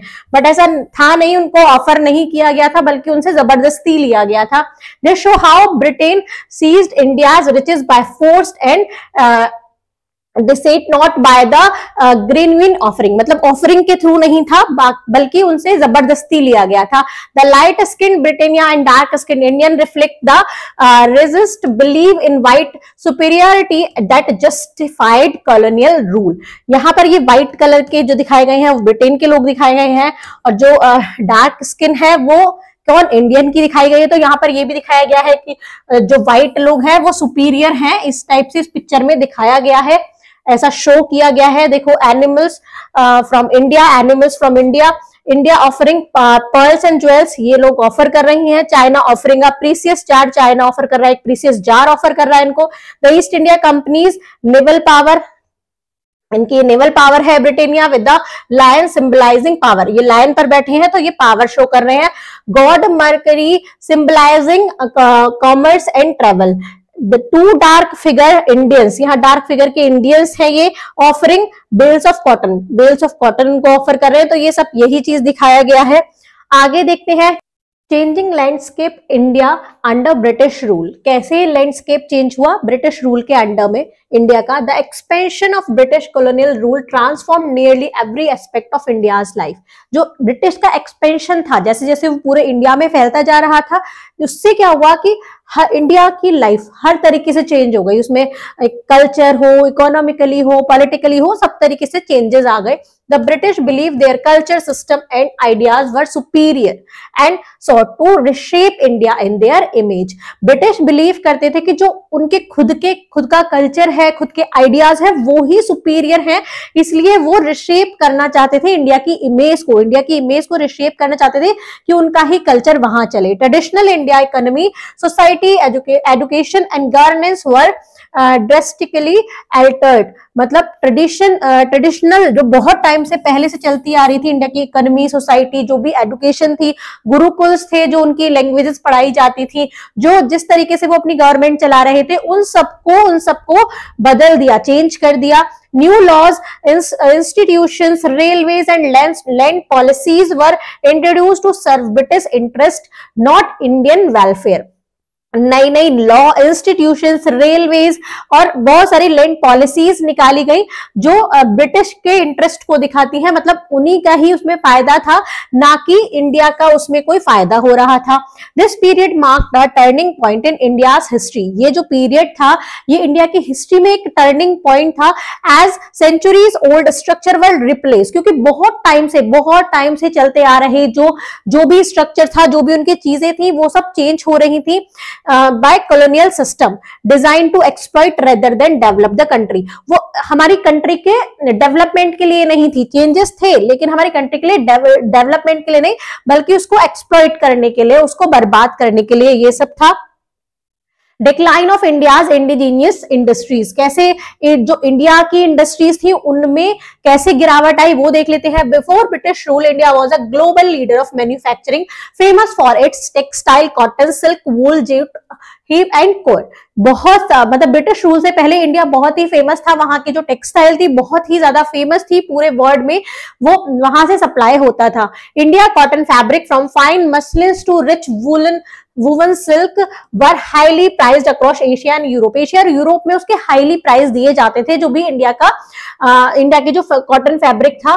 आफ्टर ब्रिटिश डोमिनेंस ग्रो, जब जैसे ही ब्रिटिश का डोमिनेंस बढ़ा, heavy import duties were imposed on Indians good entering Britain, मतलब जो भी इंडिया का जो भी टेक्सटाइल का मैन्युफैक्चर होता था, जो वो ब्रिटेन में, अगर ब्रिटेन में उसको एंट्री करना था तो उसको हैवी टैक्सेस देने पड़ते थे, हैवी इंपोर्ट ड्यूटीज थी। India was force to accept Britain manufactured good at low और नो टैरिफ। इंडिया को फोर्स किया जाता था कि जो भी ब्रिटेन का सामान है, ब्रिटेन का गुड है, उसको अच्छे मतलब कम और बिना टैरिफ के, या तो कम या बिना टैरिफ के उसको लिया जाए। Sea trade and exchange rate came under British control. जो भी सी ट्रेड था, समुद्र से जो भी व्यापार होता था या जो भी एक्सचेंज होता था, सामान आना जाना, वो सब ब्रिटिश कंट्रोल के अंडर आ गया, क्रिपलिंग इंडियन एक्सपोर्ट। अब रिजल्ट क्या निकला इसका? Indian textile and handy craft industries collapse. क्या हुआ कि जो इंडियन की टेक्सटाइल थी और जो हैंडीक्राफ्ट था की जो इंडस्ट्रीज थी वो सब कोलैप्स हो गई, मतलब वो सब ध्वस्त हो गई, खत्म होने लगी। Artisans and weavers lost livelihood and were pushed into poverty और बैक टू फार्मिंग। जो भी वीवर्स थे, आर्टिसंस थे, उनको फिर से गरीबी झेलने को मिली या फिर वो वापस से अपनी फार्मिंग में चले गए। Governor general William Bentinck's 1834 remarked, जो गवर्नर जनरल है जनरल थे विलियम बेंटिक, 1834 में लिखा था, बोला था, the bone of the cotton weavers are bleaching the plains of India. उन्होंने बोला कि जो भी कॉटन वीवर्स हैं उनकी जो बोन्स हैं वो कहाँ, वो इंडिया के प्लेन्स में, इंडिया की मिट्टी में मिल रही है, मतलब ऐसे व्हाइट हो गई है, व्हाइट बनके। कॉटन वीवर्स थे तो व्हाइट कलर का कॉटन होता है, तो इस तरीके से उन्होंने सेंटेंस बोला था। This decline spread of other sector. अब ये सिर्फ टेक्सटाइल में नहीं है, बहुत अदर सेक्टर में भी गिरावट आई, आयरन, स्टील, पेपर और हैंडीक्राफ्ट में। India share of world GDP fell from one of the highest to barely 5% by independence. Independence के टाइम तक आते आते इंडिया की जो जीडीपी थी वो बहुत ही ज्यादा गिर गई थी, सिर्फ 5% रह गई थी। अब इंडिया हमारा पूरे वर्ल्ड में अमीर कंट्री में से नहीं बल्कि गरीब कंट्री में काउंट होने लगा था। इन लेस देन 2 centuries, मतलब 2 centuries से भी कम में, one of the world richest land, जो वर्ल्ड की रिचेस्ट लैंड थी वो कैसे, किसमें, पुअरेस्ट में बदल गई। इंडिया रिचेस्ट की जगह पुअरेस्ट हो गई इंडिपेंडेंट के टाइम तक आते आते। Traditional Indian government before British rule. Traditional Indians की जो गवर्नमेंट थी ब्रिटिश बिफोर रूल कैसी थी, मतलब ब्रिटिश रूल के पहले वो कैसी थी, कैसे लोग वो गवर्नमेंट थी उनकी, तो वो देख लेते हैं। Before colonisation India has strong system of local self government, मतलब उनकी लोकल सेल्फ गवर्नमेंट बहुत ही स्ट्रॉन्ग थी।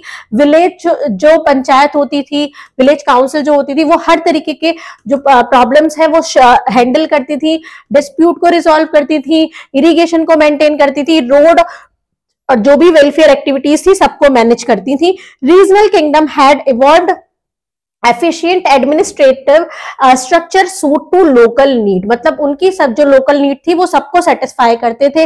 Charlie Metcalfe 1830s acting governor general praise this system. इन्होंने जो ये गवर्नर जनरल थे, इन्होंने इस सिस्टम को बहुत ही ज्यादा सराहना दी कि बहुत अच्छा सिस्टम है इनका। The village communities are little republic, जो विलेज कम्युनिटीज थी वो थोड़ी मतलब रिपब्लिक थी, अपना फैसला खुद ले सकती थी। They seem to last where nothing else last. This union of village communities had preserved by the people of India. This village republics ensure stability. ये जो village republic है ये stability को ensure करता है, continuity एंड सेल्फ सफिशियंसी, मतलब खुद के लिए वो सफिशियंट थे, अपना काम सारा खुद कर लेते थे for centuries. Even though war and dynastic change, मतलब वार और डायनेस्टिक चेंजेस में भी वो खुद से अपना सब देखते थे। British dismantling of indigenous system. अब ब्रिटिश ने कैसे, the British replace traditional system, British ने पूरा ट्रेडिशनल सिस्टम को एक centralised bureaucracy forced on efficient tax collection, बहुत ज्यादा टैक्स का कलेक्शन किया। मेंटेनिंग लॉ एंड ऑर्डर, अपने ही लॉ और ऑर्डर को मेंटेन किया, नॉट पब्लिक वेलफेयर, उसमें लोगों का कोई भी फायदा नहीं होता था, अपने ही फायदे के लिए लॉज और ऑर्डर तैयार किए। This destroy centuries old local decision making and weaken community autonomy. इससे क्या हुआ कि जो बहुत सारे सेंचुरीज बहुत टाइम से चलते आ रहे हैं, जो भी लोग अच्छे से डिसीजन ले रहे थे, अच्छे से अपना गवर्नमेंट को चला रहे थे, वो वीक होते चले गए, सारे सब वीक होते चले गए। The British introduce foreign legal codes and court system. British ने इंट्रोड्यूस किए फॉरेन लीगल कोड और कोर्ट सिस्टम, जिससे क्या हुआ बच्चों, जो नॉर्मल इंडियंस के जो लॉज थे जो बहुत टाइम से चलते आ रहे थे उनको इग्नोर किया गया, और जो रूल्स थे उनको कॉम्प्लेक्स बनाया गया, कॉस्टली थे चीज, हर चीज कॉस्टली थी, और इंग्लिश में कंडक्ट किए जाते थे, और जो कॉमन लोगों को क्या हुआ, बहुत ज्यादा अलग महसूस होने लगा। आगे देखते हैं, India's traditional education and Macaulay's 1835 shift. अब यहाँ पर इंडिया की जो एजुकेशन थी उसमें कैसे चेंजेस आए, क्या क्या चेंजेस आए और कैसे किसने किए, वो देखते हैं। Before British rule India has diverse educational system. मतलब ब्रिटिश रूल से पहले इंडिया में बहुत डाइवर्स एजुकेशनल सिस्टम थे, पाठशाला थी, मदरसे थे, गुरुकुल्स थे, और अलग अलग टीचिंग प्रैक्टिकल स्किल्स थी, कल्चर और वैल्यू सिखाई जाती थी स्कूल में। British survey early 19th century found over 100,000 villages school in Bengal and Bihar alone. मतलब ब्रिटिश सर्वे में ये पाया गया कि उससे पहले जो स्कूल के विलेज स्कूल जो थे वो कितने थे, 100,000 थे सिर्फ बंगाल और बिहार के, offering simple and effective education, जो सिंपल और इफेक्टिव एजुकेशन प्रोवाइड करते थे। The turning point came with Thomas B Macaulay's minute on Indian education 1835। क्या हुआ, इन्होंने क्या किया कि जो इंडिया में इंग्लिश लैंग्वेज को प्रेफरेंस दी।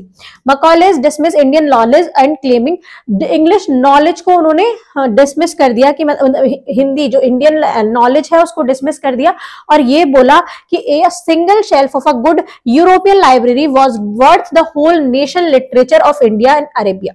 उन्होंने बोला कि एक सिंगल सेल्फ, अगर एक सिंगल सेल्फ होगी यूरोपियन लाइब्रेरी में एक सिंगल सेल्फ ही होगी यूरोपियन बुक्स की, तो वो वर्थ है कि पूरे नेशन के लिटरेचर इंडिया और अरेबियन का कंपीट कर पाए, मतलब वो उससे ज्यादा बेटर है। उनका गोल था to create a class of Indians, मतलब एक ऐसी लोगों को तैयार करना जो ब्लड और कलर से तो इंडियंस हो, मतलब वो देखने में तो इंडियन लगे, लेकिन उनको बट इंग्लिश इन टेस्ट, उनका टेस्ट इंग्लिश हो, ओपिनियन वो इंग्लिश में दे, मोरल्स और इंटेलेक्ट वो सब इंग्लिश में करें, मतलब वो देखने में बस इंडियंस लगे लेकिन सारी चीज इंग्लैंड की इनकी फॉलो करें।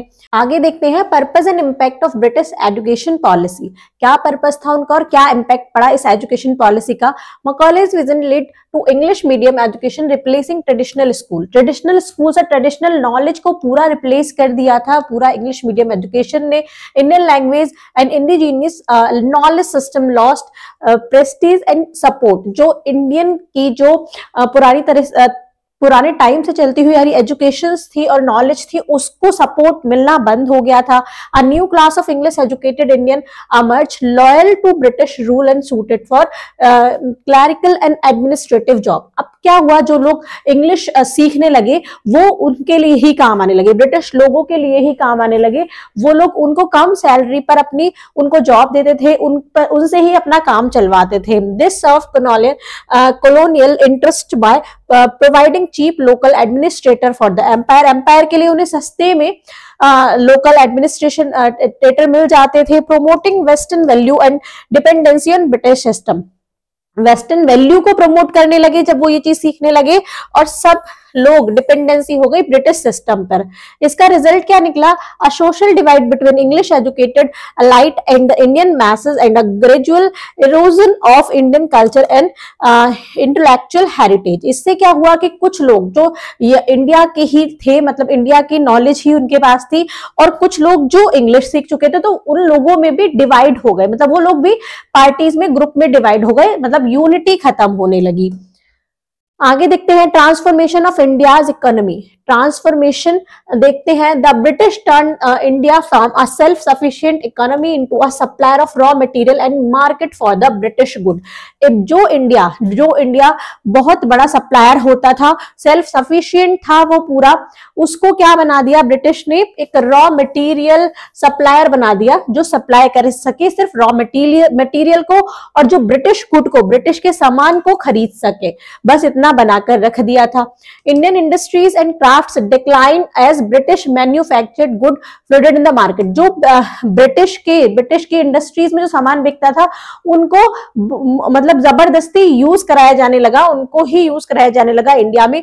रेलवे जो अक्सर बोला जाता है एक कि ये कॉलोनियल गिफ्ट है, लेकिन वो नहीं था, वो बुलाई गई थी मेनली ट्रांसपोर्ट रॉ मटेरियल। जो रॉ मटेरियल इंडिया से लिया जाता था उसको पोर्ट तक ले जाने के लिए, ट्रांसपोर्ट करने के लिए, जैसे कॉटन है, कोल है, इंडिगो है, वहां पर नील बहुत ज्यादा डिमांड में था, पोर्ट तक एक्सपोर्ट किया जाता था। Distribute British good across India, British से जो सामान आता था उसको पूरे इंडिया में फैलाना, इसके लिए यूज किया जाता था रेलवे का। Move armies quickly to suppress revolt और वार। जो आर्मीज थी उनको एक जगह से दूसरी जगह जल्दी पहुंचाने के लिए ब्रिटिश लोग इसका यूज करते थे, जिससे कि वो युद्ध को और जो भी रिवॉल्ट होते हैं उनको आसानी से रोक सके। Railway route were laid to serve British trade not India's existing trade pattern on people's need. Railway mainly बनाई गई, रेलवे रूट जो बनाए गए वो मेनली ब्रिटिश ट्रेड को एक्सप्लोर करने के लिए, उसको बढ़ाने के लिए बनाए गए, ना कि इंडिया के लोगों की नीड के अकॉर्डिंग रेलवे रूट बनाए गए। Who paid the price? अब किसने प्राइस पे किया? जो भी चीजें बनी, जैसे रेलवे है, टेलीग्राफ है, उसका जो प्राइस है वो किसने पे किया? इंडियंस ने। यूज मेनली कौन यूज कर रहे थे? ब्रिटिश, लेकिन प्राइस उसका किसने दिया? इंडियंस ने। The railway and the telegraph system were financed by Indian tax revenue not by Britain. जो उनका पैसा लगा, जो पूरा पैसा लगा वो इंडियंस से ही लिया गया। Thus, Indian paid for infrastructure that mainly served British commercial and military goal. Indians ही लोग पे कर रहे थे किसके लिए? जो भी ब्रिटिश कमर्शियल और मिलिट्री गोल थे उनको पूरा करने के लिए इंडियन लोग ही पे कर रहे थे। Even the administrative cost of colonialism, army expense, official salaries and their luxurious lifestyle. अब जो वो लोग थे उनकी लग्जरियस लाइफस्टाइल थी, उसके लिए भी पे इंडियन ही कर रहे थे। जो उनके ऑफिशियल्स की सैलरी होती थी, जो उनके लोगों की सैलरी होती थी, वो भी इंडियन ही दे रहे थे। आर्मी का जो भी एक्सपेंस होता था वो भी इंडिया से ही जा रहा था। Were all borne in India's tax payer. जो टैक्स पे कर रहे थे इंडिया के लोग, वही वाली जो पैसे थे वो इन लोगों में लगा रहे थे। In a sense India funded their own subjugation, मतलब इंडिया अपने खुद की गुलामी के लिए ही पैसा पे कर रहा था। The economic system were reshaped entirely to enrich Britain at India's expense, leaving India poor and dependent. इस सिस्टम ने, इस इकोनॉमिक सिस्टम ने इंडिया को, यूरोप को, मतलब यूरोपियंस को तो रिच बना दिया, लेकिन इंडिया को एकदम पुअर और डिपेंडेंट बना दिया। ये एक स्टीम लोकोमोटिव है जो मद्रास रेलवे का, मतलब ये इससे क्या किया जाता था, ये ऑपरेट करता था रेलवे नेटवर्क को in British India in 1860। Early resistance movement, अब रेजिस्टेंस होने लगे, लोगों को ये सब चीजें बुरी लगने लगी तो धीरे धीरे रेजिस्ट करने लगे लोग। तो वो कैसे हुए? शुरुआत में रेजिस्टेंस कैसे हुए? Challenging colonial authority. India was called the jewel in the crown by the British empire. British empire उनको क्या बोलते थे? Jewel in the crown. जैसे कि मैंने आपको बताया था कि सबसे कीमती, बेशकीमती नगीना, मतलब पूरे कंट्री में जितनी भी पूरे वर्ल्ड में कंट्री थी, सबसे ज्यादा जो कीमती था वो इंडिया को माना जाता था, because of its vast wealth and resources, क्योंकि यहाँ बहुत वेल्थ थी और बहुत सारे रिसोर्सेज थे। The British proudly claimed that there was an empire on which the sun never set, showing how large and powerful their rule was across the world. मतलब British proudly claim करते थे कि जो उनका एम्पायर है वो which the sun never set, वहां पर सन कभी भी सेट नहीं होता, मतलब ये अपनी वो पावर दिखाते थे इस चीज को बोलकर। However, resistance began almost immediately after British expansion in India. People across region opposed foreign domination. जैसे ही ब्रिटिश एक्सपेंशन इंडिया में फैला, उस मतलब शुरुआत से ही रेजिस्टेंस होते रहे, लोग क्या थे? अपोज करने लगे जैसे जब वो हुआ था, बैटल ऑफ प्लासी हुआ था, उसके बाद से ही ये रेजिस्टेंस स्टार्ट हो गए थे। The movement reflect the India's growing anger towards exploitation, loss of freedom and disrespect for local rulers and traditions. ये जो किस वजह से हुए थे कि लोग समझने लगे थे कि उनको उनकी फ्रीडम छिन रही है, उनको जो लोकल रूल्स है उनका डिसरिस्पेक्ट हो रहा है, जो उनके ट्रेडिशंस है उनका डिसरिस्पेक्ट हो रहा है। तो इस वजह से ये मूवमेंट हुए। The map of British India show, आगे एक मैप दिखाया गया है, इसमें देखिए ये वाले सारे कैसे शो हो रहा है। रेड और पिंक एरिया है डायरेक्टली अंडर ब्रिटिश रूल, जहां जहां रेड और पिंक एरिया है वो अंडर ब्रिटिश रूल है पूरा, ये सारा ये सब ब्रिटिश रूल है, रेड और पिंक एरिया। उसके बाद yellow area precisely state with limited autonomy, मतलब प्रिंसली स्टेट, ऐसे जगह जहां पर डायरेक्टली मतलब होते तो प्रिंस थे, लेकिन जो ब्रिटिश लोग थे वही अपना रूल चला रहे थे। तो येलो वाला एरिया वही है, तो मतलब पूरा इंडिया ही कवर हो गया यहां से। तो येलो और पिंक रेड से ब्लैक लाइन शो कर रही है the growing railway network symbolized control and economic extraction. यहाँ पर जो ब्लैक लाइन बनी हुई है सारी, ये रेलवे नेटवर्क्स हैं सारे, जहां पर ये दिखाया गया है कि वो हर जगह से कनेक्टेड थे, हर जगह अपना पूरा सामान पहुंचा लेते थे और वहां से सामान ले लेते थे। These early revolt lead the foundation for India letter nation movement against colonial authority. ये जो स्टार्टिंग के रिवॉल्ट थे, जो रिवॉल्यूशन हुआ वो फाउंडेशन हुआ बाद में, जो ये इंडिया के फ्रीडम के लिए जो सारे मूवमेंट हुए उसके लिए। अब देखते हैं किन किन लोगों ने रिवॉल्ट किया। तो यहाँ पर सन्यासी और फकीर रिबेलियन 1770 to 18। यहाँ पर ये जो सन्यासी होते हैं ये हिंदू संत होते हैं और फकीर जो मुस्लिम संत होते हैं, इन्होंने मिलकर एक रिबेलियन किया। वो कैसे किया? One of the earliest organised resistance movement against British rule in India. सबसे पहला जो था ये one of the earliest organised resistance था, मूवमेंट था ये, organised in Bengal after the great famine of 1770। जब अकाल पड़ा, सबसे बड़ा अकाल पड़ा बंगाल में, उसके बाद ही ये ऑरिजिनेट हुआ, विच कॉज्ड इम्यूज सफरिंग एंड हार्डशिप, क्योंकि लोग बहुत ही मुश्किल से जी रहे थे। सन्यासीज और fakirs who traditionally travelled for pilgrimage and charity were restricted by British land and tax policies। जो ये लोग थे ये जगह जगह पर जाकर मतलब ज्ञान देते थे और लोगों से चैरिटी लेते थे, मतलब सामान लेते थे, जो कि रिस्ट्रिक्ट कर दिया था, ब्रिटिश लैंड पर रिस्ट्रिक्शन था उसके लिए। These group are united and attacked British treasuries, tax collectors and officials protesting exploitation and loss of freedom। ये जो ग्रुप्स थे आपस में मिल गए, हिंदू और मुस्लिम के, ये यूनिटी किया इन्होंने और ब्रिटिश ट्रेजर्स पर अटैक किया, टैक्स कलेक्टर जो थे उन पर अटैक किया, ऑफिशियल्स जो थे उन पर अटैक किया और अपने जो फ्रीडम उनकी खो रही थी उसके लिए उन्होंने प्रोटेस्ट किया, लड़ाई की। The British labelled them as bandits and suppressed the rebellion with harsh punishment and military force. British ने इसको क्या बोला? इनको डाकू बोला और इनके रिबेलियन को दबा दिया मिलिट्री फोर्स के द्वारा और इनको बहुत बुरी पनिशमेंट दी। The movement spirit lived on, लेकिन मूवमेंट, ये जो मूवमेंट था उसकी स्प्रिट मतलब जागी रही। It later inspired Bankim Chandra Chattopadhyay novel Anandamath 1882। ये ही इसी से इंस्पायर होकर बंकिम चंद्र चट्टोपाध्याय ने एक नोवेल लिखा आनंद मठ 1882 में, जिसमें एक आइकनिक सॉन्ग है वंदे मातरम, जो लेटर अडॉप्ट किया गया इंडियाज नेशनल सॉन्ग के लिए। तो यही से उनको क्या मिला? मोटिवेशन, यहां से उनको इंस्पिरेशन मिली। ट्रिबल अपराइजिंग, ट्रिबल जो लोग थे वो उन्होंने कैसे रजिस्ट किया उनको देख लेते हैं। Roots of resistance, India tribal communities faced severe disruption under British rule. मतलब उन लोगों को बहुत ज्यादा मुश्किलें हुई, उनको जो वहां रहते थे उनसे वो लैंड भी ले ली गई, उन्हीं के जंगलों को में उनको जाने नहीं दिया जाता था, वहां से उनको जो सामान है उसको यूज नहीं किया जाने लगा था।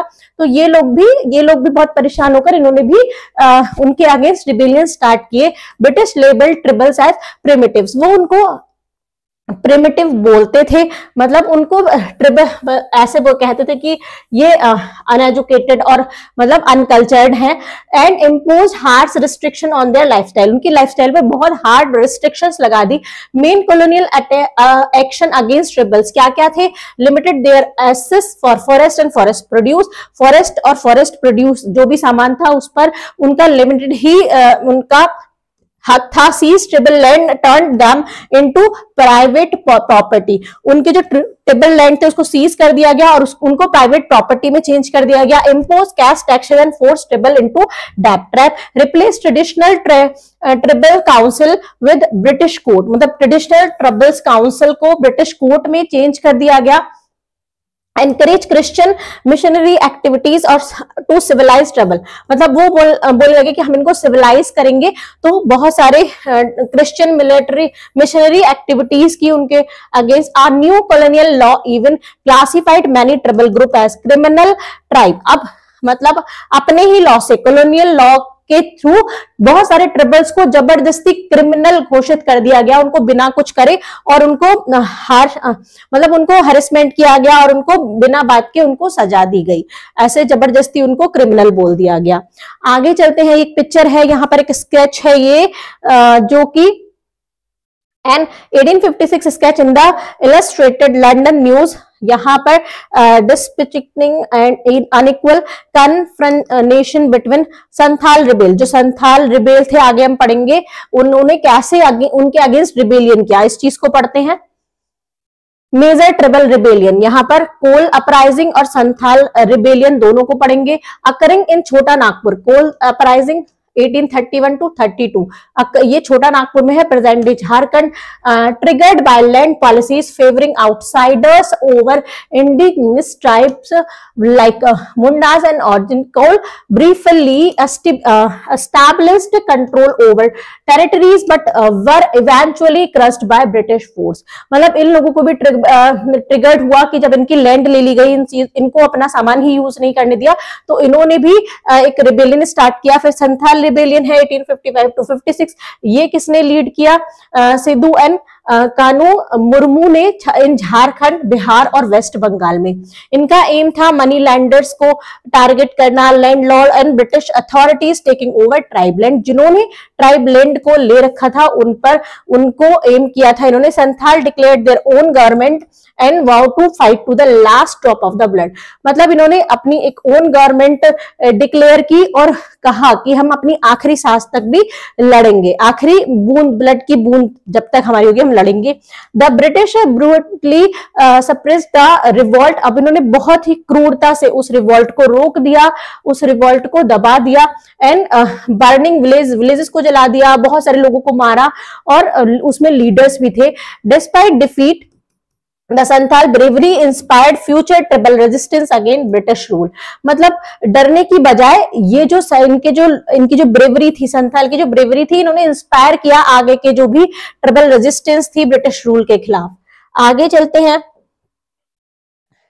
Peasant uprising against economic exploitation. अब किसान, सबसे मेन तो किसान ही थे जो टैक्स भर रहे थे, उन्होंने भी रिबेलियन किया। कैसे? Indian peasants suffered heavily under unfair British revenue system, losing their land to money lenders and new landlord। अब यहाँ अनफेयर रूल थे इनका क्या करते थे, ये अपनी जमीन भी खोते जा रहे थे, अगर ये लोगों की बात नहीं मानते थे तो उनकी जमीन पर कब्जा कर लिया जाता था। बहुत सारे अनफेयर रूल थे। द इंडिगो रिवॉल्ट था, मतलब इनको बोला जाता था कि सिर्फ इंडिगो ये अपने खेत में करे, क्योंकि वहां पर बंगाल में वहां पर जो ब्रिटिश में इसकी ज्यादा डिमांड थी, तो उसके लिए इनको बोला जाता था। तो उन्होंने क्या किया? द इंडिगो रिवॉल्ट किया 1859 to 62 in Bengal, became a major example of this exploitation. ये मेजर एग्जांपल है। European planters force peasant to stop growing food crops, लोगों को रोका जाता था कि फूड क्रॉप्स ना ग्रो करें, सिर्फ इंडिगो ही ग्रो करें, क्योंकि इसकी हाई डिमांड थी, इस डाई की, नील जो होता है उसकी हाई डिमांड थी यूरोप में।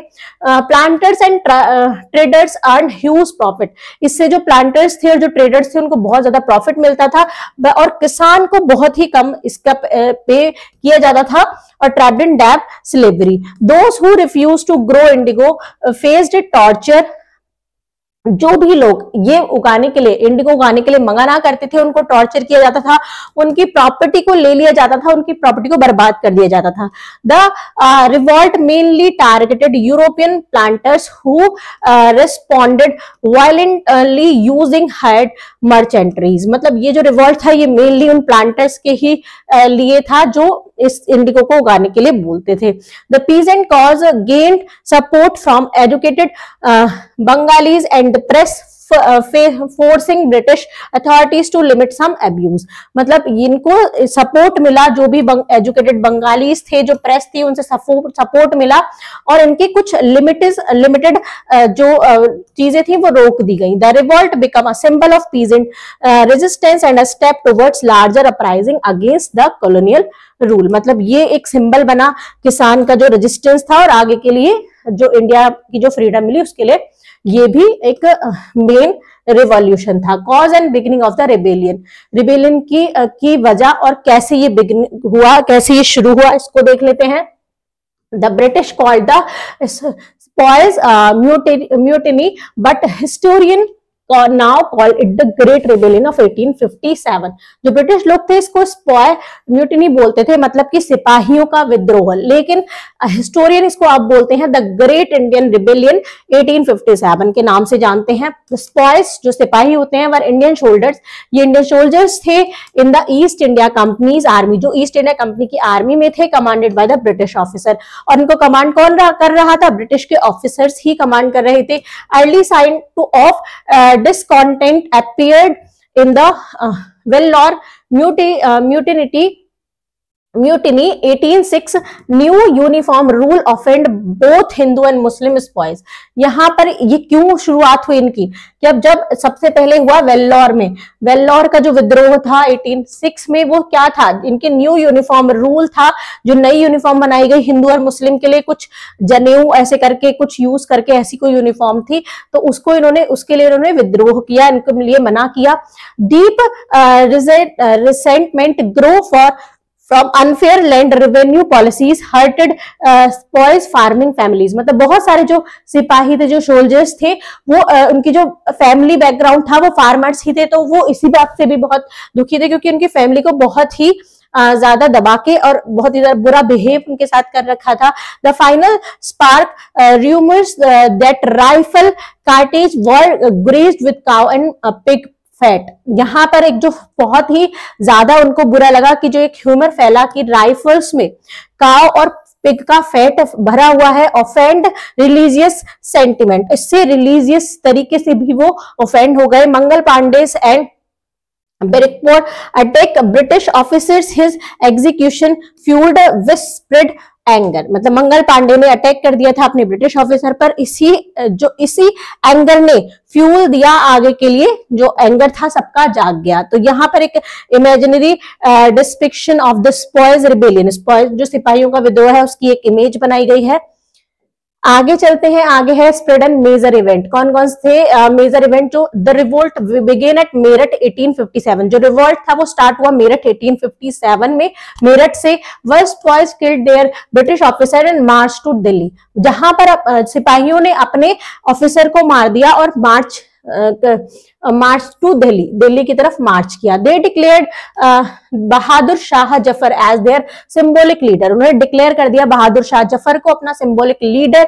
दो real commander lay with sepoys leaders, बल्कि जबकि जो रियल कमांडर थे वो किसके? सिपाहियों के ही लीडर्स थे। The rebellion spread rapidly across north and central India, जो रिबेलियन है ये तेजी से फैल गया नॉर्थ और सेंट्रल इंडिया में। Major centres including Delhi, Kanpur, Lucknow and Jhansi. Nana Sahib lead the rebel in Kanpur, Nana Sahib ने लीड किया इस रिबेल को कानपुर में। रानी लक्ष्मीबाई एंड तात्या टोपे बिकम की लीडर्स, ये रानी लक्ष्मीबाई और तात्या टोपे ये की लीडर्स बने, इनके बारे में आगे पढ़ेंगे। Despite initial success rebel led the unified commanded on a coordinated strategy leading to the eventual defeat. Brutal suppression and consequence, इसको भी पढ़ लेते हैं। The British retaliated with extreme brutality specially after recapturing Delhi September 1857, बहुत ही क्रूरता से, जब वो पनिशमेंट बहुत बुरा देते थे तो क्रूरता से ही उन्होंने जब रिकैप्चर कर लिया दिल्ली को सितंबर 1857 में, तो उन्होंने मतलब उनको लोगों को बहुत बुरी तरीके से उनको जवाब दिया। मैस एग्जीक्यूशन, विलेज बर्निंग, उन्होंने क्या क्या किया? जंगल गांव को जला दिया, और डिस्ट्रक्शन ऑफ द क्रॉप्स को बेकार कर दिया, वे स्प्रेड सफरिंग, मतलब लोगों को बहुत परेशान किया, उनको खाना पीना देना ये सब चीजें रोक दी क्योंकि लोग जिससे ज्यादा परेशान हो। The rebellion failed military but it shook British confidence and marked a turning point in Indian history. It planted the seed of nationalism, uniting Indians across religious and religion against foreign rule. मतलब लोग क्या करने लगे, जब लोगों को इतना परेशान किया गया तो वो लोग क्या करने लगे, यूनिटी में बिलीव करने लगे, एक साथ होकर उनमें नेशनलाइजेशन का सीड उन्होंने जगा दिया। रिलीजियन और रीजन अगेंस्ट, जो भी फॉरेन रूल्स थे उनके अगेंस्ट वो खड़े हुए। इन 1858 the British crown took direct control from the East India company. जो कंपनी पहले रूल करती थी इंडिया पर, अब वो हटकर सीधे ब्रिटिश क्राउन, मतलब ब्रिटिश क्राउन से ही रूल होने लगा, ब्रिटिश से ही, लंदन से ही रूल होने लगा। जो ईस्ट इंडिया कंपनी रूल कर रही थी उसका रूल हट गया। उसी को ही हम बोलते हैं beginning the British Raj, British Raj की शुरुआत। British policy shifted from expansion to consolidation and the Indian army was reorganized to prevent future revolt। क्या किया उन्होंने, ब्रिटिश की पॉलिसी को चेंज किया, शिफ्ट किया, और जो आर्मी थी उनका रेशो चेंज कर दिया। उसमें जो इंडियन आर्मी थी उसमें जो ब्रिटिश के जो आर्मी के लोग थे उनको ज्यादा बढ़ा दिया गया, जिससे कि फ्यूचर के रिवॉल्ट को वो रोक सके। Colonial rule exploitation not civilisation. वो लोग सिविलाइजेशन बोलते थे कि हम आप लोगों को सिविलाइज करने आ रहे हैं, लेकिन ये सिविलाइजेशन नहीं था, ये एक्सप्लॉयटेशन था। वो सिर्फ एक्सप्लॉइट करने आ रहे थे। European especially British rule in India was not civilising mission. ये कोई सिविलाइजिंग मिशन नहीं था। India civilisation was much older than Europe. India की जो सिविलाइजेशन है वो यूरोप से भी ज्यादा पुरानी है। Colonialism was a process of subjugation and exploitation often maintained though brutal repression. A few Indian elite accepted British rule in inevitable, but the majority suffered abuse, poverty and loss of autonomy। कुछ जो Indians थे जो उनके लिए ही काम कर रहे थे, इंग्लिश सीख के जो उन्हीं के ही ब्रिटिश के लिए काम कर रहे थे, वो सिर्फ ब्रिटिश रूल को सही मानते थे, जबकि मेजॉरिटी में जो ज्यादा लोग थे वो सफर कर रहे थे गरीबी से, और अपनी जो उनकी रूल्स थे उनसे सफर कर रहे थे, उनको दबाव में, गुलामी में काम करना पड़ रहा था। India face the same violence and uprooting as the other colonised nation under European imperialism. मतलब बहुत सारे जो इंडिया सेम वायलेंस फेस कर रही थी, बहुत सारी ऐसी कंट्री थी जो इसके साथ ऐसे ही फेस कर रही थी, जो रिवॉल्ट भी कर रही थी। The goal was economic gain and political control, not India's welfare. जो उनका गोल था वो मेन, जो ब्रिटेन का गोल था वो इकोनॉमिक गेन करना था अपना, और पॉलिटिकल कंट्रोल था कि वो पॉलिटिकल कंट्रोल कर पाए यहाँ पर। ये इंडिया के वेलफेयर के लिए कुछ भी नहीं था, इंडिया के लोगों के लिए इसमें कुछ भी भलाई नहीं थी। डॉक्यूमेंटेशन एंड कल्चरल प्लंडर देखते हैं। The British conducted extensive survey of India geography, people and monument. जो ब्रिटिश ने बहुत ही ज्यादा सर्वे कंडक्ट किए इंडिया की ज्योग्राफी के लिए, लोगों के लिए और मॉन्यूमेंट के लिए। They classified ethnic groups based on false racial theories reflecting European bias. Archaeological documentation began, but so did massive culture theft। मतलब ये चीज बोली गई, लेकिन यहां से इंडिया की बहुत सारी चीजों को ले जाके यूरोप में रखा गया। Thousand of statue, painting, manuscript and jewel were looted and sent to European museum. वहां की म्यूजियम में आज भी यहाँ इंडिया की बहुत सारी चीजें हैं। This caused a deep cultural loss. इससे हमारा जो इंडिया का बहुत ही बड़ा कल्चरल लॉस हुआ है। दो इससे क्या हुआ कि यूरोप की में जो म्यूजियम में बहुत सारी चीज रखी है वो हमारी सारी इंडिया की है, तो इंडिया की आर्ट का जो यहाँ की क्राफ्ट है, जो कल्चर है, उसका लॉस हुआ था। Today there are global debates and effort to repatriate stolen artifacts to India. मतलब आज बहुत सारे ऐसे मूवमेंट चल रहे हैं कि जिसमें बोला जा रहा है कि जो इंडिया की चीजें हैं उनको वापस दो, और कुछ चीजें दी भी जा रही हैं, करी भी जा रही हैं। Cultural exchange and lasting influence. British and European scholars begin translating Sanskrit text. British और यूरोपियन स्कॉलर्स जो थे वो संस्कृत टेक्स्ट को ट्रांसलेट कर रहे थे, जैसे जो वेद और उपनिषद, महाभारत और रामायण, इन सबको ट्रांसलेट कर रहे थे, followed by French and German Indologist. Motivation varied. Some were genuine admirer of India's wisdom. कुछ तो उसमें genuine admirer थे इंडिया की wisdom के. Other wanted to prove Christian और Western superiority. कुछ और उसमें other जो लोग थे वो ये proof करना चाहते थे कि Christian और Western क्या है, superior है. The spread of Sanskrit studies was described by philosopher George Hegel as the discovery of the new continent. वहां जो spread है संस्कृत की स्टडी की वो डिस्क्राइब की गई है. इन्होंने एक बुक लिखी थी discovery of the new continent. उसमें India's philosophy, literature and spirituality influenced European thinkers, writers and artist and later America in the 19th century. जो इंडिया की फिलोसफी है, लिटरेचर है और जो स्पिरिचुअलिटी है उसने इन्फ्लुएंस किया यूरोपियन थिंकर्स को, राइटर्स को और आर्टिस्ट को. और बाद में ये सारी चीजें अमेरिका के लोगों को भी में भी फैलने लगी 19th सेंचुरी में. दो political power flowed from Europe to India. Europe से पहले जो पॉलिटिकल पावर यूरोप से इंडिया में आई, लेकिन जो कल्चरल है वो इन्फ्लुएंस हुआ यहां से कहां, यूरोप में. Leaving a lasting intellectual legacy. आगे देखते हैं रानी लक्ष्मीबाई ऑफ झांसी, इनके बारे में पढ़ लेते हैं. द वॉरियर क्वीन के नाम से इनको जाना जाता है. Rani Lakshmibai of Jhansi led one of the most remarkable resistance during 1857 great rebellion. इन्होंने 1857 के ग्रेट रिबेलियन में क्या मोस्ट रिमार्केबल रेजिस्टेंस किया. फोर्ट वहां पर भी देखो उस टाइम पर क्या चल रहा था, डॉक्ट्राइन ऑफ लापसी, मतलब जहां पर कोई भी बेटा नहीं है वहां पर ब्रिटिश ही राज होगा. लेकिन इन्होंने के अगेंस्ट आवाज उठाई, रिबेलियन किया कि नहीं, झांसी हमारा है, हमारा ही रहेगा, हम यहाँ ब्रिटिश का राज नहीं आने देंगे. इनको असिस्ट किया Tatya Tope military adviser of Nana Sahib, जो कि मिलिट्री एडवाइजर थे नाना साहिब के.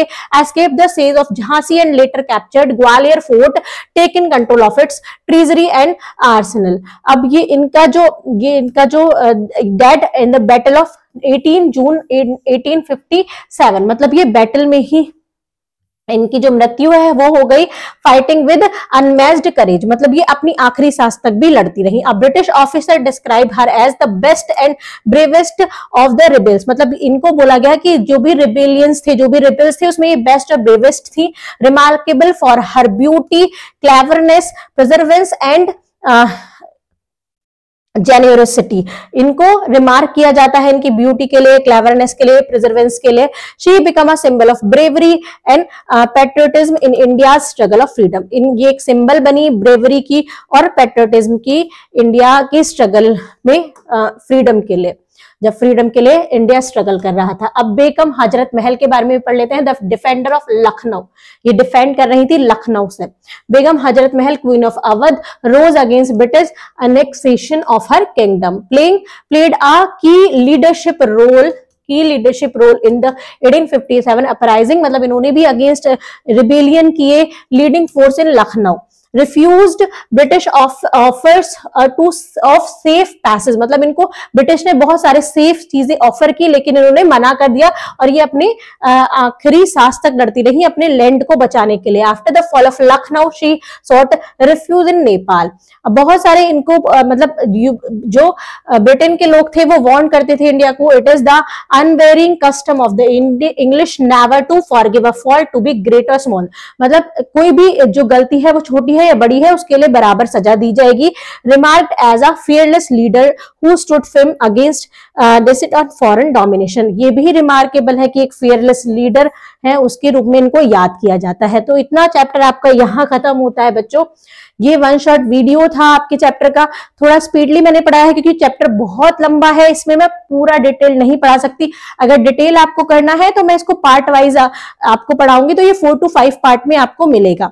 अगर वीडियो समझ आई है, पसंद आई है तो लाइक करना है, कमेंट करना है, शेयर करना है अपने दोस्तों के साथ और बेल आइकन प्रेस कर देना है. मिस्टी क्लासरूम को सब्सक्राइब कर देना है ताकि आगे की वीडियो भी ऐसे ही आपको मिलती रहे. नोट्स के लिए आप ज्वाइन कर सकते हैं टेलीग्राम चैनल, लिंक डिस्क्रिप्शन में मिल जाएगा. मिलते हैं नेक्स्ट वीडियो में, तब तक के लिए बाय बाय.